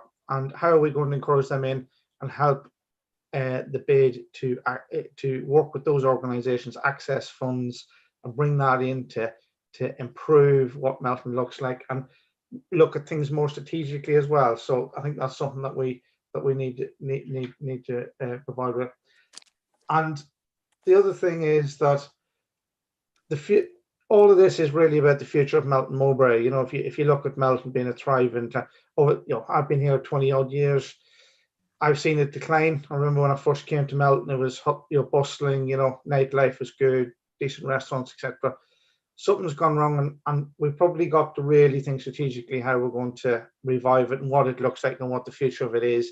And that might be very different from what it is now. And a bid probably plays a big part in that. A good, vibrant, well-run bid will do that. And I'm sure the current bid just need a bit more support to enhance the work that they're already doing. And then what's key here is, somebody alluded to it earlier, is we have Alison here, and we need to be linking into Alison and communicating with her, and I'm sure Alison will communicate back with us as well. And I think that's something that we really need to do is speak to ourselves internally and send our representatives back with our views, and not just sort of let them have to think themselves what we think. Actually do it in a more strategic way. But I think it's positive, and I think as long as we approach it in the way of it's basically us collaboratively working together, I think it can be a positive thing. But I do agree with Chris, there is risks if it goes the other way, if it becomes a bashing session. And I don't think, speaking with Pat and myself earlier, that is certainly not what it's intended to do. That's my understanding of things. And let's move forward into 2021, and hopefully we can make the town a bit better for businesses and residents, because if the businesses are better, the residents are going to come in and spend some money, hopefully. Yeah, thanks, Ronan. Yes, it's we just want to help, don't we, to make things better.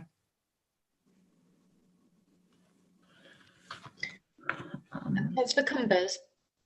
Yes, Natasha. Before there are no further members with their hands raised, but before you move to the vote, I didn't know if you wanted to just confirm the proposed members for the Task and Finish group. Oh yeah, yes. The three of us, and we've been doing work on it for some time. So hoping that we've reached this position, but so that's as Councillor Brown, Councillor Child, and myself. But obviously, anybody who's got opinions or facts or knows what's going on elsewhere or what's, please let us know, because as I say, this is about improving things, not bashing anybody. That's the last thing we want to do.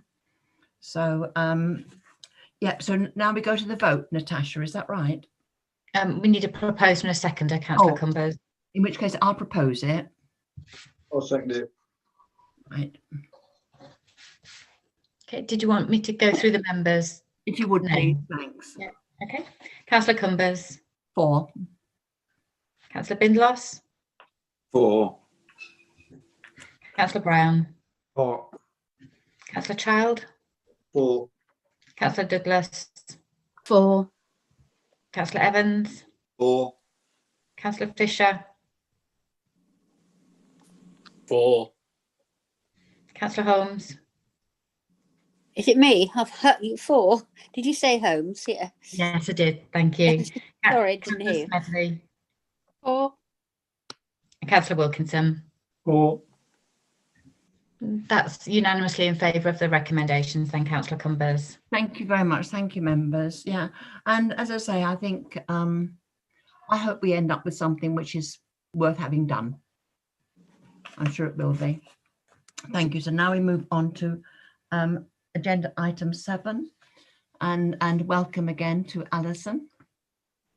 And good to see you, Alison. Of course, the portfolio holder for climate access and engagement, and this is her annual presentation. So what we're planning here is 15 minutes of presentation and 15 minutes of questions. You've all had the presentation, you've had it for some time, so hopefully you've had a good look through. And of course, Alison's portfolio is extremely wide, isn't it? Well, like most of them are, but no, so if you'd like to talk a little bit about the presentation, and then we'll move on to questions. Is that all right, Alison? Yeah, thank you, Pat, for the introduction. Thank you for my invite to Scrutiny again. That's what I was proposing. So Natasha's going to kindly share the presentation so I can talk through the slides one at a time. The first slide is obviously all the areas in my portfolio. So they're the main areas that fall under me. The new one being the environmental aspect of it. When we lost one member of cabinet, so the areas were shared out amongst us. some of the projects under my portfolio are not always regulatory. Some of them are just things that we do for the community, and sometimes, well, over the last sort of 9 months, some of the time spent on the projects that are under my portfolio have had a low amount of investment. Basically, this is the main reason for this is due to the COVID response. A lot of the officers working on some of the nice projects that we like to share with the community were redeployed to work on the COVID response, and that was the right decision for us to make as a council, because we needed to make sure that we went to the areas where the most need was, and that was the businesses and the community. There was also, I just wanted to explain that I did an update to all members at the end of October, and the idea was, as Adele was leaving, to set up doing that on a monthly basis. Kieran obviously came in and replaced Adele, and Kieran worked really hard, but owing to the fact that I was doing a presentation to yourself, I missed I decided to not send out the update in the end of November, because most of the stuff I was going to be presenting to you live.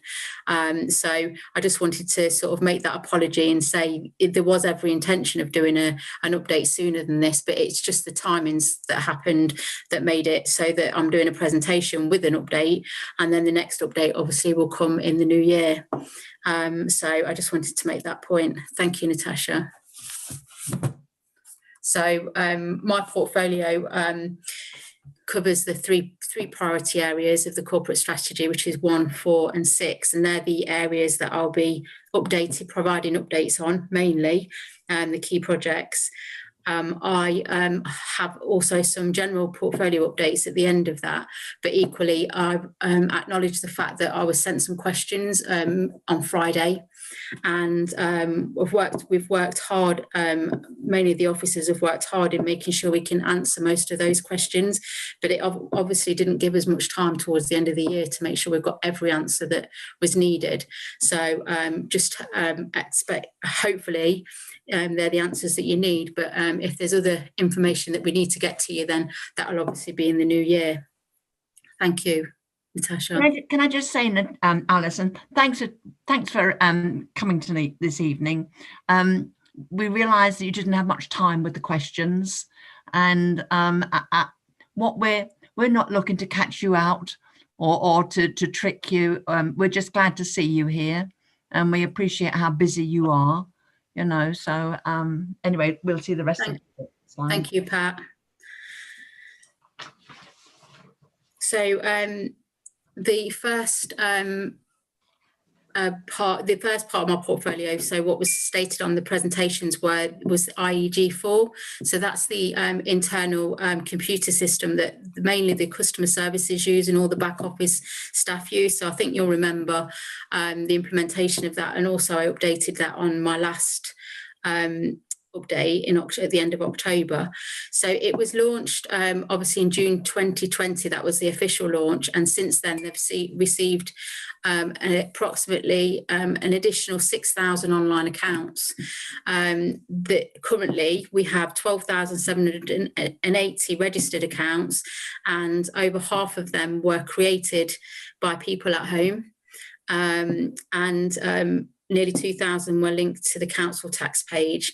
So you'll see from the chart on the right-hand side that the relatively large proportion of those are people aged 65 and over. It's worth noting because they are probably the age group that are more likely to make more use of the council services in general. So that's a positive step forward. Not to negate the fact that not everybody's online, and that we still want to retain the face-to-face service. We still want to retain telephone services, but it's just the way that the world is going, and it's good that we're on the front end of that. So the work over the next 3 months, so we're looking at phase 2 implementation, and the phase 2 is going to look at replacing all the forms that are online at the moment, those that are used by members of the public for things like antisocial behaviour, reporting, fly tipping, dog fouling, planning and environmental, health and licensing forms. So they've already been working with the new forms for the phase 2 with customer services, and it's expected that they'll continue to work on this until it goes live. The services themselves are continuing to identify and add forms to the platform to ensure that the residents and what the community need are available to them. So the number of forms that customers can complete online will continue to be expanded to broaden the digital offer for our customers. Thank you. I did forget to say at the beginning that the questions that I'd received, I will give a verbal update on that at the end of this presentation, if that's okay, Pat. And then we can always send the written answers to members after the meeting. That's lovely, thank you. Maybe not, I'm not saying that after this meeting means today or tomorrow. I mean, it might actually come in the new year, but it depends on capacity. So this is looking at our system design. So the focus has been on the more complex people activities such as antisocial behaviour and case management. Supporting people work has recently been put on hold to allow the housing management restructure to take hold, at which point it will be revisited with the new team. So the new structure that was approved at the council on the 25th of November, work is underway to recruit vacant posts to that. So customer service is also at the forefront of the system design process. Work has currently begun to track and record customer service demands to diagnose whether customer services and back office services are dealing with demand as effectively as possible. So that sort of partly answers what Chris was talking about with the phone system and the customer services. Just some update on that. The new telephone software that was inputted has a really good track record of tracking all the calls that come into the customer services. So at the moment they are actively recruiting more staff, and they obviously when you phone up you're told you're a number in a queue, but also there's the facility for customer services to call you back so that you're not waiting online. And the fact that as soon as your call comes in, you are on this, I don't know if anyone's seen it, but they've got like a television screen up in customer services, and it logs how many calls waiting, how many have answered, then how long it's taken them to answer. It gives quite a breakdown and a lot of detail surrounding that. And that will be there. Looking at sort of customer service demand, whether that's sort of face-to-face, whether that's on the telephone or emails. Obviously, there's been an increase over this lockdown period of emails compared to other years. But and overall customer demands from all channels totals 67,079 for the 11 months so far this year. So that's quite an amount of interaction that we've had from the general public. If you consider we've got, around about 48,000 residents in the whole of the borough, that's, you're saying at least one call per person and then some. So it's quite a lot of interaction. The top demands were council tax, repairs, housing options and waste. So they are the top areas that the customer services calls are being asked about. The type of call was different because around about from March, sort of when the first COVID lockdown happened, and it all sort of centred around COVID-19. So obviously you had your previous customer service queries, and then that was taken over by the fact that between end of March and November, they've dealt with 4,200, about 4,300 demands were solely related to COVID-19. And I believe there is a breakdown available, and I think was it Chris was saying something about it'd be useful to know what the breakdown is and what people are asking about, so that members can sort of look at and make a judgment based on those areas. But I think you'll agree, council tax is always going to be quite high on the priority list. Repairs and housing options, they're something that they're looking at and there's lots of work undergoing in there. And then waste, I'm guessing that, you know, that's about bins and tips and things. So over the next 3 months, the project is going to continue to focusing on antisocial behaviour and ensuring that the issues are described and directed to the most effective service area as quickly as possible. So an example of this could be noise nuisance, which is currently could be passed to 3 areas. So a noise nuisance could be passed to antisocial behaviour, tenancy management and environmental health. So the review is to ensure that the demands are solved as quickly as possible, so that the customer experiences action straight away. And that's what's at the centre of the new system that we've created. Thank you, Natasha. So one of the recent, well, I say recent, it feels like recent, but probably isn't now, areas that have come into my portfolio holder was the climate change. So I entered into that sometime after it had been already set up, the group. So I came in and chaired a meeting to restart the all the work that had already been undertaken previously, I think by the other portfolio holder, and also Joe had sat on it a couple of times. So there was a lot of really good work that happened, but obviously it stalled, it paused for a bit. So going forward, it was the proposed baseline study and improvement pathways. So we needed to make, I think everyone agreed, I think those that are on the climate change group, we needed to know where we are before we can decide where we're going. So that's what the baseline study is designed to find out, to see and look in-house to see how our own climate, how we're doing in terms of our own carbon footprint and what we can do, and then in turn what we can then advise out into the community, because obviously we are you know, a council, we need to lead the way, but also it's not for us to make rules for everybody else and how they live, but we can promote the best way to live, and we can promote and look within our own house and see what we can do to lead the way in that. Working on the next 3 months, the group is looking at the role of the local plan policy and to inform whether and how there's scope for greater benefits. So looking at joint bids for potential electric car charging points that we need more of in public car parks, and decarbonising our own vehicles. I think it was mentioned last night that you know, when we look at replacing our vehicles, that we look for sort of the hybrid version or completely electric version, so we don't just replace our vehicles with petrol.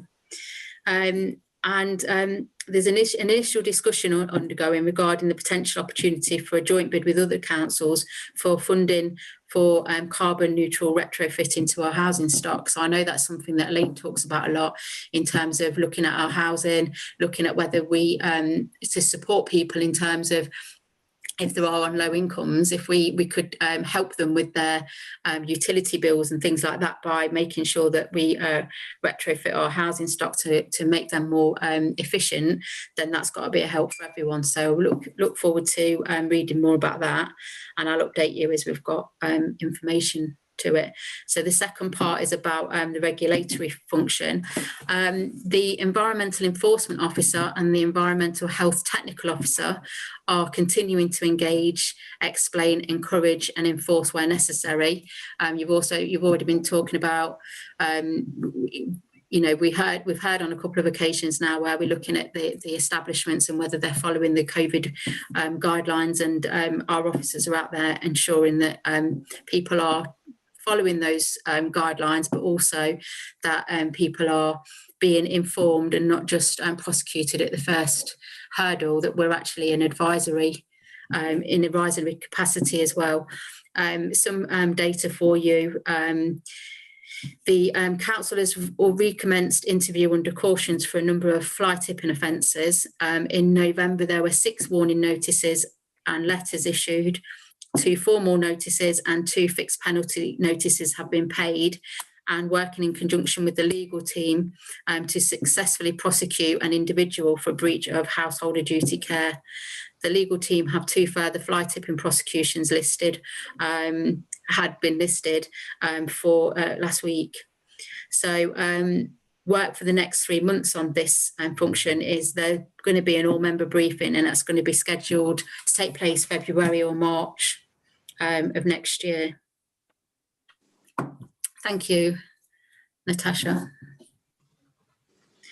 So one of the other projects that it falls under my portfolio is to look at the ACV equipment. So that's the microphones, and also a bigger project in terms of making sure that we can still continue to live stream, have hybrid meetings, so that we can, those of us that are feeling okay to go into council can, but we can also, I think Councillor Wilkinson will attest to the fact that we're not there on hybrid in terms of doing a remote versus live meeting. We tried it and it didn't work. So and it's because of our equipment is old and outdated. So there's been some sort of exploratory work done on this, but we're waiting for the proposals, the bids to come forward. That will be mid-January 2021, and approval to the capital programme will be presented when we present the budgets in February 2021, and we'll expect it to be implemented by March 2021. And believe you me, I am quite critical of the fact that sometimes the councils, local authorities are, how do I say this politely? When councils go out to bid for things and ask for projects, sometimes the work comes in at an exorbitant rate. So as I've got my own technical advisor upstairs, my son, I'll be making sure that I analyse in quite a lot of detail to make sure that the equipment that we're getting is the best that we can, that it's got some longevity to it. It's not going to be obsolete in 2 years, because we know what technical equipment can be like, but also we get value for money. But it's something that's we need to update ourselves on. And I for one believe that since we've been live streaming the meetings and made them online, as much as it can be awkward for ourselves not to actually personally meet, it's been great in terms of democracy, because people are able now to get involved. They're able to hear what we're talking about, and to do more work in trying to get out there and get more people interested. It stops a lot of, if people are listening to the facts, it stops a lot of that, what's the word, rumours, and people talking from, an area of non-facts. So the more we can get out there and inform people and get involved in our community, even if it is online, I think that's just got to be a positive step forward.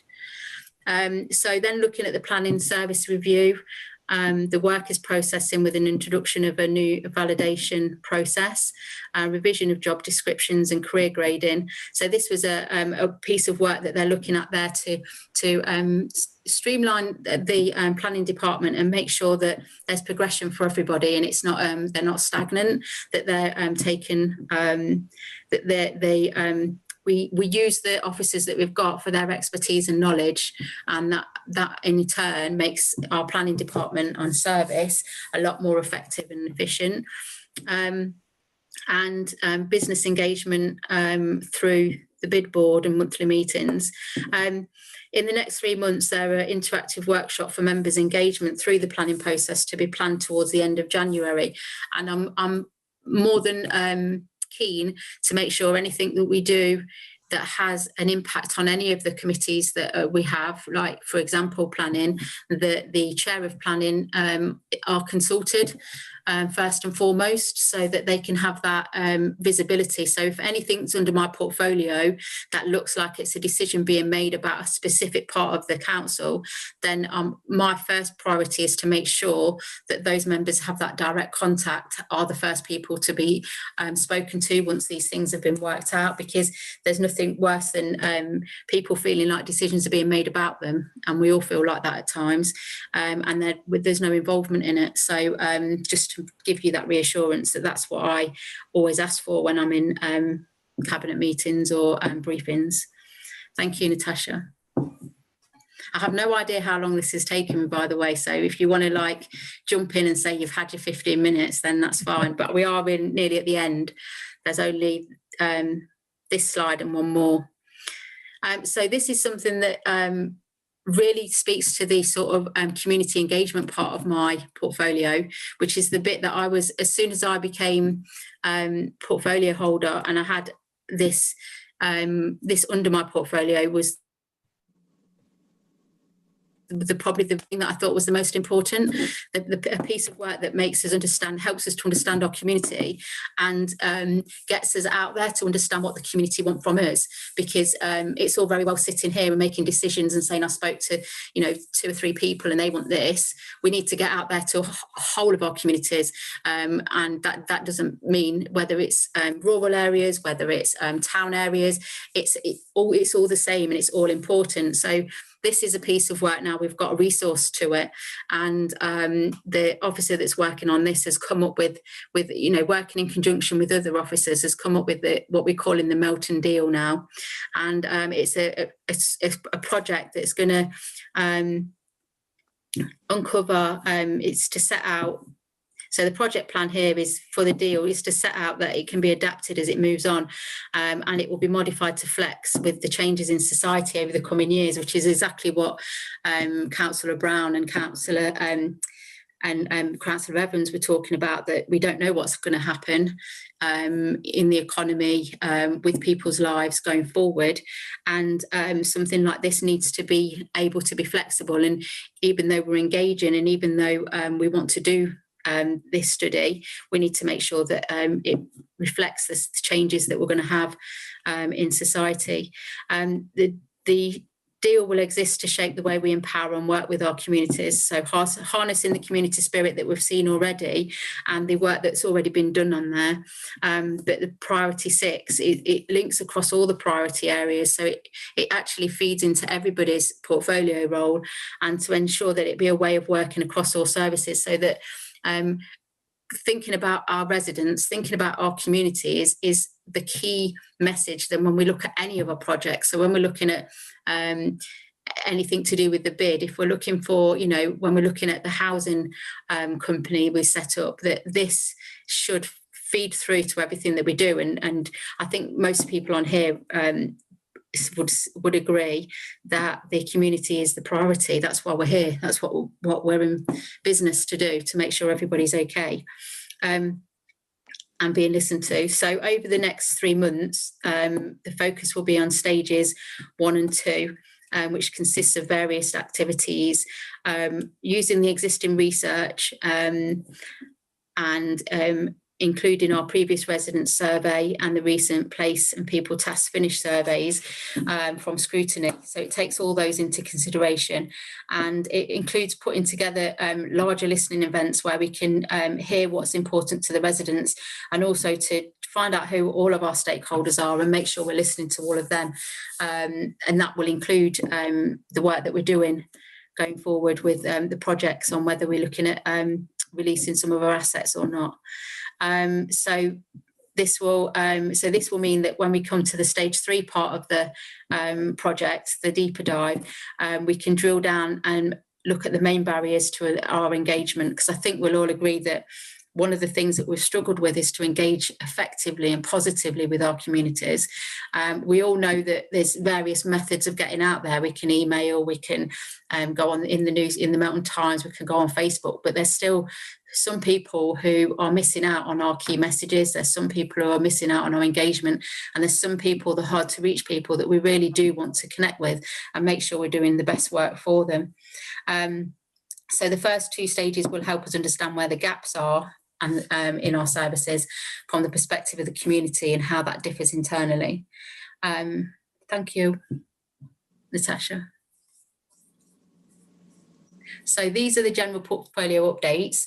As you've had this as a report, I'm not proposing to go through all of this in great detail. We've got just a couple of things. We've got a new elections manager called Andrew Telford. He's joined us from Charnwood Borough Council, and I think hopefully everyone's aware of the LGA review, as some of you would have spoken to Judith, and she's spoken to officers as well, and she'll be presenting her report in January, sometime in January. The findings will be presented at an all-member briefing in early January 2021. So that's the my presentation. Thank you. Thank you very much, Alison. It helps us to understand what an awful lot of work you're doing. Do you want me to go through the questions that you If you sent would, to the me? questions we sent in, please. Yeah. And then after that, I'm happy to take any subsequent questions if everyone's still here with me. Yeah. So sorry, Alison, before you start, you know, I forwarded that email from Ryan, so members have all had that information as well. Okay, so the part of the, so I was going to just report on, so you've had how many good causes there are, how many players and how many tickets. You've had that already then, the email from Ryan. And did he include on that about the break even for the lottery? No.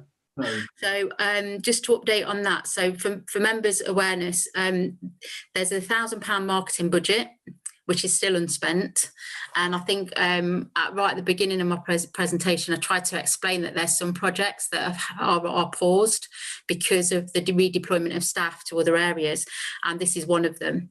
So the £1,000 marketing budget is still there, but there is still work that has been undertaken. £385 is for the Lotteries Council and £692 is the gambling commission fee. So that is our costs. That's what that's the physical cost that the lottery is to the council. I know, so that's the physical cost. So the benefit of that so far this year, we've managed to, good causes, and the total amount we've raised is £10,857. So £5 of that will go towards the community grant fund, and the rest of that go to the various charities that I put in my last email. There was Ryan sent the whole list through, I think, and I sent that to you all, but if you need that again, you can. But there are a number of organisations that are still benefiting from having this lottery. So that's that. There was a question about community grants, the sum that have been paid, and the DFG. So the figures had to be obtained from Blaby, and the spend to date is approximately 140,000 with approximately 84,000 committed. So current year end estimate is 224,000. Alison, through you, can I just clarify that was for disabled facility grants, not the community grants? Thank you. Yeah, I did move. Okay. Yeah. I thought I said it in acronym. Thanks, Kieran. Sorry, shall I just say that comes from the government, doesn't it? That grant. Yes. Disabled facilities. Yeah. Yeah. And just to let everyone know that the next round of community grants is going to be looked at in January. So Ryan's going to be coming to me in January. So the actual community grants pot that we've got, which is like the £40,000 and then the £5,000 that comes from the lottery, we're going to be looking at all the causes that have put forward an application in January. So are there any services within your portfolio forecast to be more than £5,000 overspent at the year end? So realistically, finance doesn't sit in my portfolio.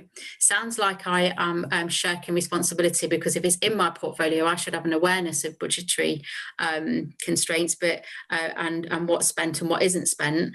But the reason we have Ronnie in charge of the finances is for that reason, so he can keep an eye on those things. But there are some areas that were forecast to be overspent, and there are and because I'm regulatory, some of these areas are not directly in my portfolio, but they are because of governance and regulatory services. So there is definitely crossover. So I think there's more to do with income shortfall, I think, than due to overspending. So some of the areas were development control, building control, land charges, licensing. And there was an additional software cost on the IEG4 project. So I'm happy to try and find extra information on that if people are so minded to want. But as I say, you're lucky you've got that, because it's, like I say, it's not my area. The other one, another question that was asked were, what are the plans moving forward to hold parish council liaison meetings, and when were the last meeting held?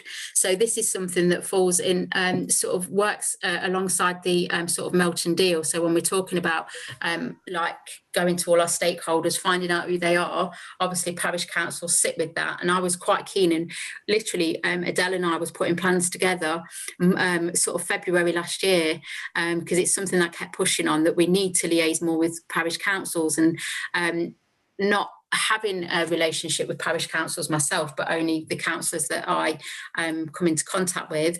That relationship wasn't brilliant, or isn't brilliant, and that was something I was really keen to get involved in. Obviously, as soon as sort of the end of February, March hit, we were in this flux. So I've spoken to, I spoke to Ronnie in quite a lot of detail about his, and I was actually got myself an invitation onto the Asbury Parish Council meeting, because another friend of mine, she'd just been co-opted on there, and that was going to be my tactic to go around them all and at least attend one or two meetings as that sort of liaison role, but it just never came into function because of the COVID situation. So following so it's something that we're looking at. As soon as there's going to be some vacancies within the corporate restructure, and there's a work plan that's going to be built up, so that initially there's a biannual parish council liaison meetings that will be scheduled, but obviously that'll be looking towards starting next year, 2021. Can you provide an update on forthcoming court actions for recovery of debt? It doesn't sit within my portfolio, unfortunately. That is definitely squarely in Ronnie's portfolio, and it's something that I will speak to Ronnie about and ask him if he can provide you with an update. I do know that we've spoken about debt, and there was quite a big presentation that Dawn and Ronnie did on finances, and I think that came up quite a lot. But if people are still minded to want more detail on that, then I will ask him specific questions. The next one, has there been any progress with regard to accessibility for disabled people in the town centre? Personally, that was something that Pat had spoke to me about over a year ago now, and it's something that I was really keen to do. I just physically could not start this myself because of working full time, and it's something that happened in the daytime. Pat was really good, and she spoke to Simon Lumley, and Simon Lumley was really keen to work on this as a project. And I spoke to Councillor Lumley, and we've got as far as trying to set up a meeting, but I'm afraid that's something that hasn't happened yet. We are committed to accessibility, and I am aware that this is something that's really important to us, especially access, because we've got old shops and things like that. We do need to concentrate on making sure that it's accessible for all, but not just in terms of disability, in terms of physical disability. We need to start thinking wider on the issue, and we need to think of neurodiverse people. We need to think about partially sighted people. It's not just about a physical issue, even though that's really important. It's about going across the whole community. So it's something that I'll be keen to talk to Pat about again, and talk to Councillor Lumley about. But this question was pointed just at access, but for me that's not just about access, it's about the whole wider community as well. Can't see what the question is, but I've got the answer. Electric vehicles? Yeah, I can see the answer, but I can't see the question. But so new vehicles will be electric in 9 years. If somebody can just alert me to what the question is, and I'll be able to do the answer to that. Could I do that? Yes, please. That's right. Yeah. It was Rob's. Yeah, so it's fundamentally saying that, look, we've got 9 years now, and in 9 years' time, we will have to have we'll have to have a good fabric for electric vehicles. And so when do you believe that we'll have that in place? So, I mean, it's really important, obviously. I mean, we've only got that period of time, and there's a lot of work involved in actually, and you've alluded to this earlier on, Alison, with the charging points. But it's actually not just about the charging points. It's about getting people to use these vehicles. People are going to have a lot of kind of like, well, you know, trepidation about, am I going to use this? How can we as a council actually promote to the residents the use of electric vehicles, and particularly cars, but not just cars, it's taxis, it's buses, it's the whole lot. So how do we actually promote that, about that? And how long is it going to take us to do that? So that's part of, you are right, I alluded to it in my earlier part of my presentation, and I believe that's why the climate emergency group was set up, and that's what we're looking at creating a work plan for and an action plan for. So that's something that's going to be ongoing. And you heard earlier that my commitment to saying that the council itself are going to be looking at their own in-house stuff, and we can't force people to do that, but what we need to do is put a really good communication strategy in, and that's what I said. I think I said it at the climate emergency. We can't force people to do it, but we need to lead the way, and then we need to be the ones that are going out there and encouraging people and supporting them, making the right putting the right information out there, making the right decisions. And I don't think it's something that just Melton Borough Council can do on its own. It's got to work in conjunction with Leicestershire County Council, because they're the ones that look at the bus. They do the SEN transport.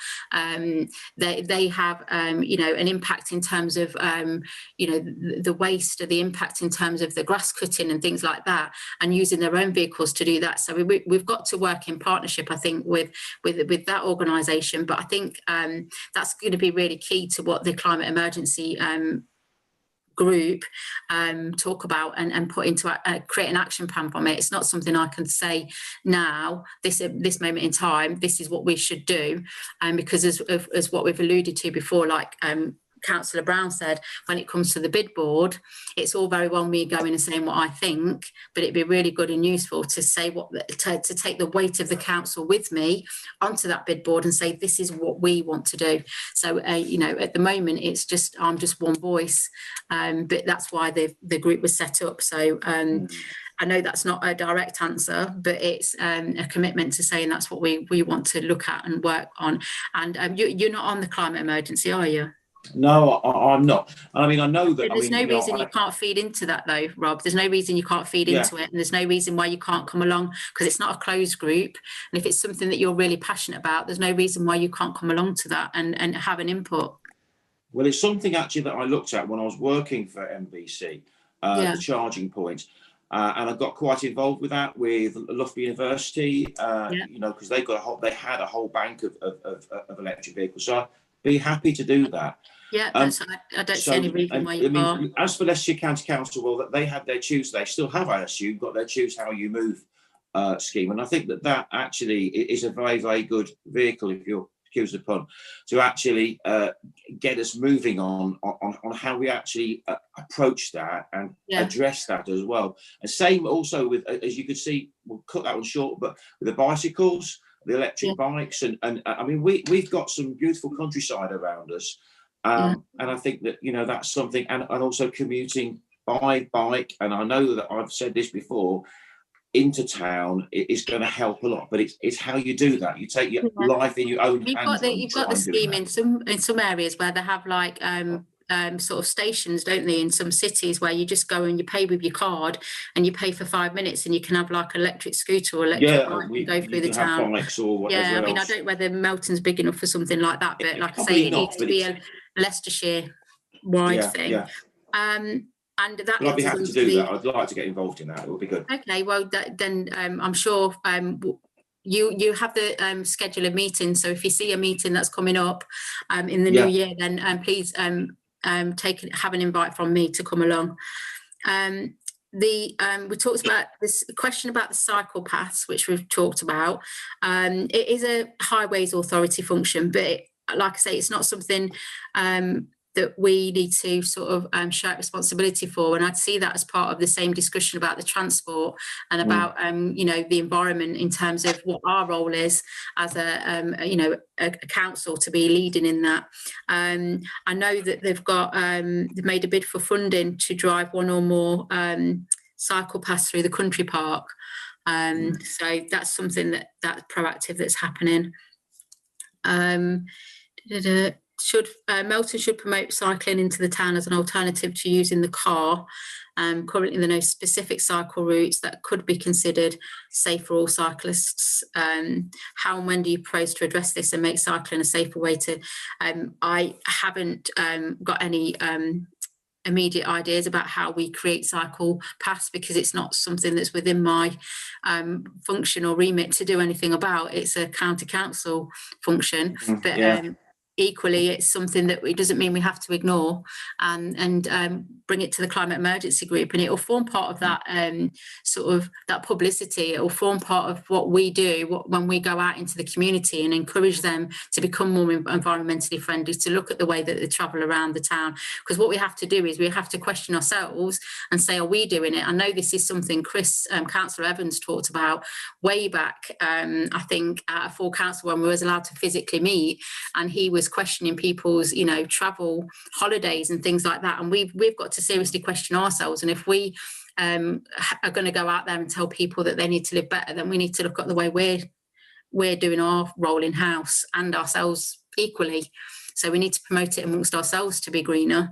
Then if it influence the council and then influence the wider community. So I think giving you a straight one-line answer and saying, yes, this is what we should do wouldn't work, I don't think, for this. It's bigger than that. But at some point, we'll be hit in 2 years' time or 5 years' time. And it equally, what we're saying now will sound daft because it will be part of life. But we've got to start somewhere. Thank you. And the final question is, how will you engage with residents who are not on the internet? And we're still invested in making sure that telephone contact and face-to-face contact is something that we'll still do.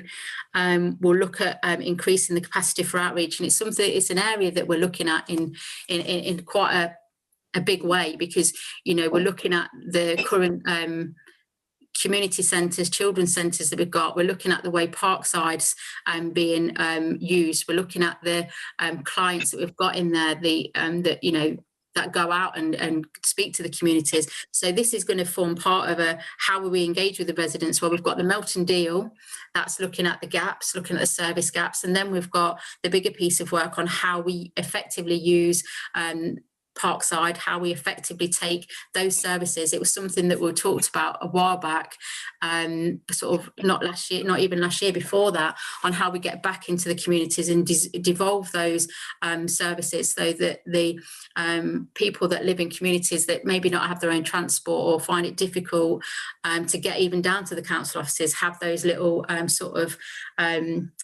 like little centres where they can go and back to how it was. I mean, I always hate harping on about how it was, but when the children's centres were used effectively, when they were set up, they were fantastic areas, hubs, community centres, and it's about looking at how we can get back to that so that we can continue with that face-to-face. And it's all I've always said about how we get out to people, how we talk to people. It's sometimes we're not getting the message out, and it doesn't matter whether we email, it doesn't matter whether we telephone, we do door knocking, we do paper adverts, we do flyers. There is always a certain part of the community that won't engage or don't see it. And I've asked many occasions and many different people who complain, and I'll ask them the same question: how do we solve this? And I think the Melton deal and the work that's been undertaken there will go some way to understanding who all of our people are, our communities are, our stakeholders are, and find out the most effective way of getting to them speaking to them and helping them to feedback to us what they want. So it's something that I'll stay invested in, the Melton deal, to make sure it's not one of those projects that sounds really good at the beginning and then sort of like winds off and people, you know, I'm sure I heard that 5 years ago, that it carries on and it evolves, and I'm sure the officers and I know Dawn was very invested in that. I think it was from Andrew's area that that came from as well. So and Dawn was there at a meeting just stepping in for Andrew. So I only heard about the Melton deal I think a few weeks ago, and don't ask me now because it's the end of a year, end of a term, so I don't, 1 week merges into another, but it was only like a couple of weeks ago that I saw that Melton deal myself. So you've got it quite at the beginning, the concept phase of it, so that's quite good. I know you like that. Well, that's me all chatted out, unless you've got any further questions. Yeah, I've got one, Alison. Yeah. Could I just interrupt? Do you mind if I interrupt? I've got to make some mince pies and I really can't stop any longer. Thank you, Alison. Thank you, everybody. Happy Christmas. But I really can't stop any longer. Bye. Happy Christmas. Bye. Happy Christmas. Okay, is it okay if I ask a question, Pat? Yes, please. Yeah, the lottery. Yes. The Scrutiny gave a very fair recommendation, in my opinion, this time last year, and that was that we achieved 448 tickets sold, which would be the same as the end of 2018. I noticed that it's chugging along. In the year, you've gone up 55 to 348, right? Obviously, you've not achieved the amount that this committee had suggested, and I wondered why you've not used my suggestion of publicising it, promoting it more. I mean, I said to David Scott, who again spoke to Aisha and Ryan, use the facility with the council tax invoices. This was this would be for February, before COVID started, and we've only managed 55 in the year, and yet your analysis of the expenditure total was very minimal, when the budget the budget book says your budget is 14,600.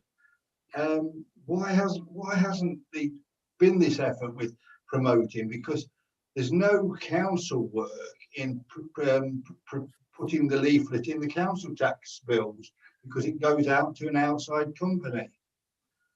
And where are you going to be going forward with this 348, 100 short of what Scrutiny recommended?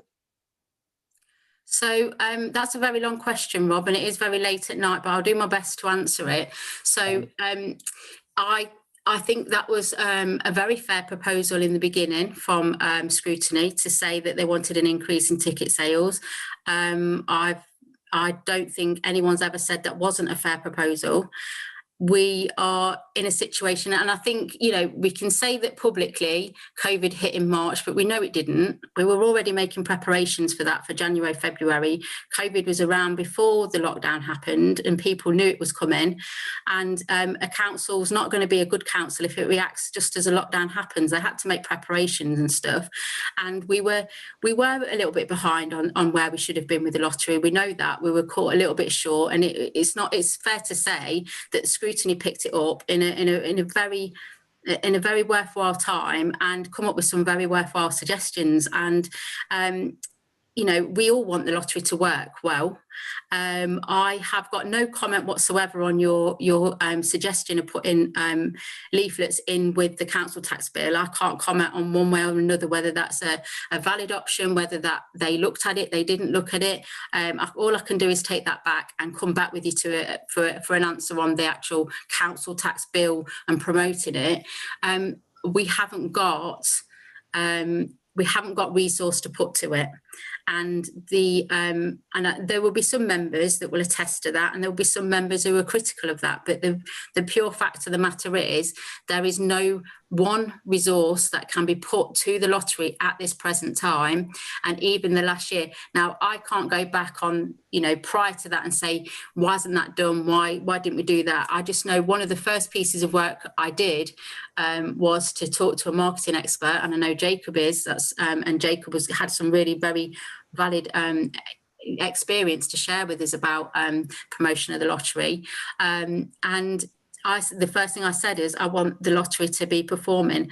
You know, as it came into my portfolio role, it wasn't something I'd had a lot of interaction with other than being a member of a Rotary Club and then buying into it. But it seemed to me a very easy option for people to raise money for their own clubs and equally to raise money for funds, for community funds. So yes, you're quite right. It probably was a very fair assumption to say that we could increase tickets. We have had no ability to do that this year. I explained at the beginning that there was £1,000 marketing budget, and there's £1,000 marketing budget still there. It hasn't been spent because we've had no resources to put into it. Now, I'll go back on your suggestion about the flyers, putting them in with the council tax bill. There still needs man-hour. I mean, Bob, you can't say that that's not going to take anyone's time. No. You still need somebody's time to be able to make the flyer, do the instruction, make phone calls. That is not a zero time element to anything that we do on the lottery. Even taking people off COVID response to get them to count how many tickets we've got is still a resource that we're taking away from another area.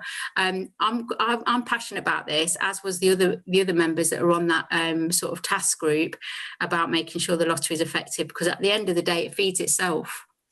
It doesn't, once it's in operation, once it's flowing, once the PR's out there, once the organisations are taking notice of it, it should be a service that just, the only time we need some input is when we need the licence renewing, or, you know, we need the lottery part of it renewing.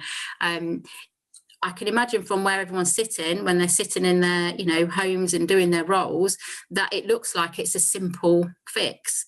But talking to the officers who are redeployed, who have been working their absolute butts off day in, day out to manage the COVID crisis after they've been deployed, and hearing the stress and anxiety in their voice, they're doing their best. And that's all I can say, really. I can't really be any fairer than that.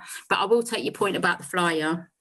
Because when this was first set up, the report did say we'd be getting 2,000 members. And I bet that's what the company promoted, that you'd be getting that you know, that put this lottery package together. I bet they were very generous in what they say you should be achieving. But the reality of it is the fact that we've actually increased anything over the past 9 months, I think, is remarkable, because I wasn't expecting for it to do that. If anything, I was expecting it to decline. So I think that's quite an achievement in itself, that it's been ticking over. And I know for a fact I think we've gone to Access All Areas, and they've managed to find a volunteer who's going to come and work on some of the marketing stuff in the new year. A young lady, so she's going to come and do some volunteering. So we're trying to put that resource into place. So hopefully that will start to, because what we need to do is we need to contact all our existing members, and then we need to try and recruit more members. And that's what we'll be looking to do in 2021. My final response to that, Alison, is other councils have been raising substantial amounts for good causes for many, many years. Why are we not achieving that sort of level to enhance our reputation? That's what I'll say. And you tell me. You were used to work in the council. And the way they're doing it in the budget book, they're taking away 30,000 of support costs to show a small profit at the end, and that 30,000 has got to be reallocated to other services over the year. So, you know, why are they doing that? I'm not in charge of finances. I told you my portfolio is customer engagement and client. The person that's responsible for all the finance areas is Ronnie, and I said that before. It sounds like I'm batting that off and saying, oh, because it's not in my portfolio, I'm going to ignore it. I'll take that down. Kieran's diligently writing some notes down for me. I'm positive, aren't you, Kieran? And I can take that away and I can get an answer for you like I could the other finance questions, but they are finance questions. I've come with a presentation on my portfolio. I didn't come armed with how the public sector purse works in Melton Borough Council, unfortunately, and you are more of an expert on that than me, I should wonder. Yeah. Can I butt in here? Can I butt in? Thank you. Yeah. What started this off, Alison, of course, was seeing that the lottery, according to the budget books, and that included some final figures, the budget book had cost the taxpayer £100,000 over 3 years. Now, and of course, there are costs, there are hidden costs, there are staff costs. They might not be minimal. And of course, they're very difficult to quantify. They must be, because it'll be a bit here, a bit there. But I think Alison tried less this year. I know that it'll be considerably less this year because I haven't been able to devote any resources to it, hardly at all. Yeah, I know, and we will sort of we'll visit it fully in June. But, but what we can't have is an indication that it doesn't cost anything to run, apart from those two amounts of money you've mentioned, because it does cost more than that. I mean, realistically, the report in June will come up with this options, I guess, at the end of it, and for Scrutiny to make their judgment on what they think should happen with the lottery going forward.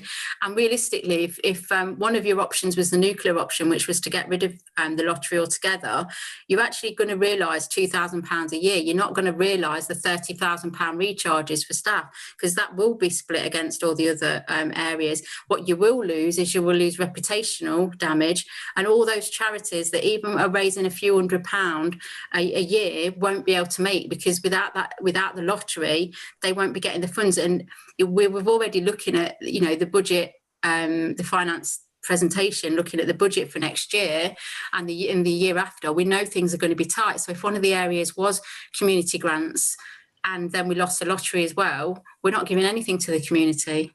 Yeah. So it's a really difficult question. It's something we've got to think really hard about. It's not. I know it's not easy, but it's not right to say, well, that's okay.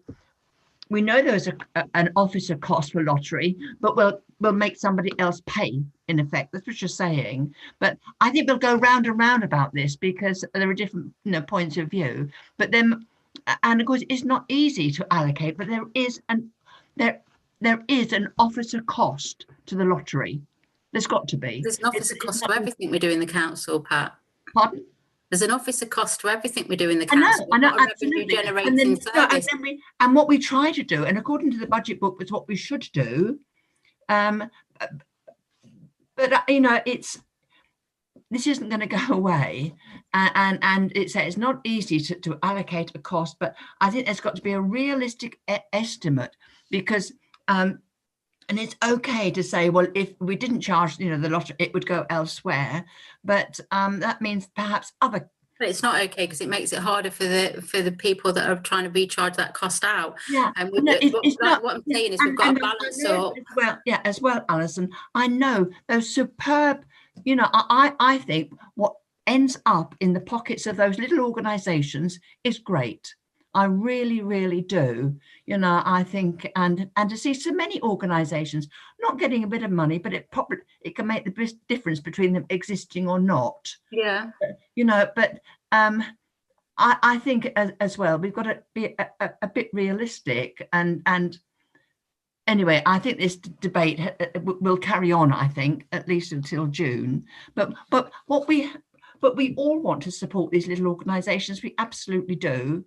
And I think that's one of the is the most important thing. I think so, but if we haven't got it, then we won't be able to. I don't know. I mean, I've been involved in organisations in the past with the 200 Club and stuff like that. But no, but it is lovely because they could just collect donations, but because they buy lottery tickets and they do that automatically with the hope of winning a little bit of money, and that encourages them, whereas they probably wouldn't sort of be paying so much a month.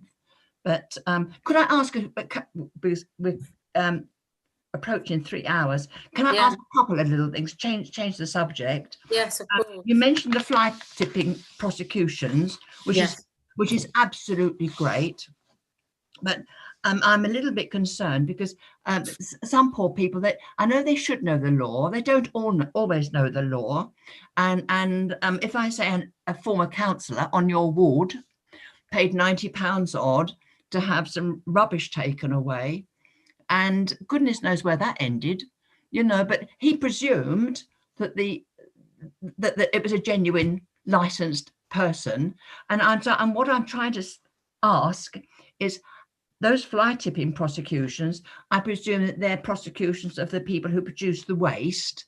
Are we also trying to get hold of those people who are taking the money fraudulently?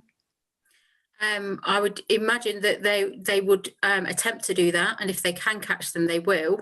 I know that there's a lot of positive publicity put out on the website and in any form of medium that tells people to make sure the people that you're using are registered and licensed, and that is publicised constantly. So I know what you're saying, Pat, that sometimes people don't know what's right and with it, but there is an awful lot of information out there that's telling people how to do it right, and everybody knows that they've got to have certain criteria, and they've got to buy their own license to be able to dispose of it, and it doesn't take 5 minutes to ask for that.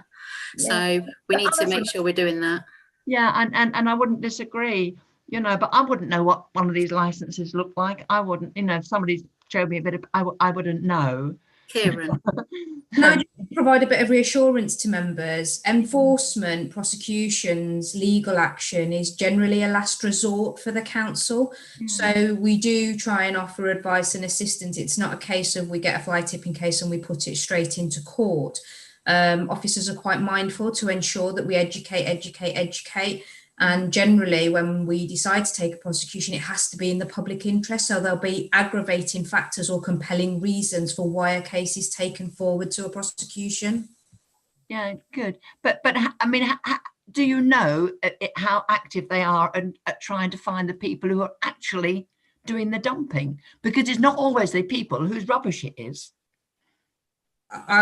If that question is to me, Pat, through you, I would say that our officers are extremely proficient at trying to find the people that are responsible in all circumstances. Good. Oh, thanks. Only, I mean, I know people should know, but I can't help feeling a bit sorry, for people who didn't know. I know it's no excuse, but they're meant to know. Councillor Cumbers, I just wanted to draw your attention just to two things. We've had Councillor Brown and Councillor Fisher have had their hands raised for quite some time. I just wanted to make sure that you knew about that, and also just to let you know that we have only got 13 minutes until our cut-off point when we would have to propose a motion to extend the meeting. Right. Well, can we have those two questions then, please, as quick as possible, and then we'll finish that part. Thank you. So that's Councillor Brown and then Councillor Fisher. Yeah, cheers. Thank you. Alison, yeah, good to see all this work going on, etc. And looking into the future, I'd be interested to see, and I'm sure you've produced this somewhere, so you're going to probably tell me, go and look at this place, but looking at the volume of calls and contacts we're getting into the council via telephone, email, social media, etc., what sort of volumes they are, how we're monitoring that, because it'd be interesting to see that may change as we go into the pandemic, and what the issues are people are calling us about, i.e. housing, your waste management, planning, etc. So if you could come back and answer that question for me. And then just really just a quick statement is that in all of the good stuff we're doing, and I had a conversation with Pat today, I had a conversation with Joe as well, is that we run the risk sometimes of trying to do too much, and could we maybe focus on doing what we've got to do well, rather than adding on all these things and expectations. Because if we did our core service as well, our public would really appreciate that. And I think we overcomplicate things. And if you're going to be a good council, you know, it's a simple thing: collect the money, but also get back to people. For example, is a simple thing. But I would just like you to take that on board and see if you can influence, along with the rest of us, cabinet colleagues, to try and do that, if that's okay. And if you could answer the first question, that'd be great. I have got a breakdown that was provided to me with all the calls and sorry.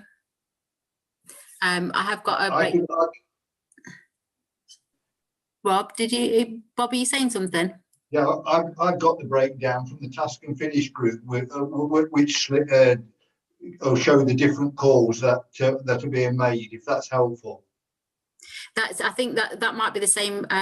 Can you allude to that, Kieran? Yes. Is that the same spreadsheet that I would have got? I'm not sure, but I think probably it's worth you, Alison, sending out the updates following this committee so that members have got the most up-to-date version of the reports. Yeah. Good. So yes. I've got a December version of it, so it looks at all the calls. Well, it looks at all the calls for the last year, but it's also got it's broken down. Yeah, that's what I got. Yeah. Are you happy that if it goes like the 11 months, Ronan? Yeah, no, it's just anything. It's just really just to give us a flavour. I think. I put the top level information from it, like how many calls we've had in the last 11 months, but it breaks it down in terms of what each month the calls were, and it also breaks it down into the demand to the customer service broken down by service. That's perfect, Alison. Perfect. Yeah. Okay. Cheers. Thanks a lot, Chris Fisher. You've got 2 minutes, Chris. Oh God, is that? It is only a very quick question, Alison. Thank you for the great presentation, by the way.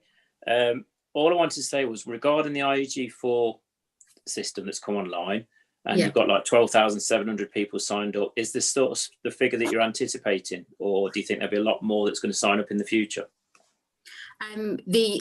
The target is to sign as many people up as we can. If we can get every single Melton Borough resident signed up, then it reduces the costs for everyone. It makes sure, especially if we keep evolving the system to phase 2 and onwards, it makes sure that we can be totally efficient and we've got records of everything.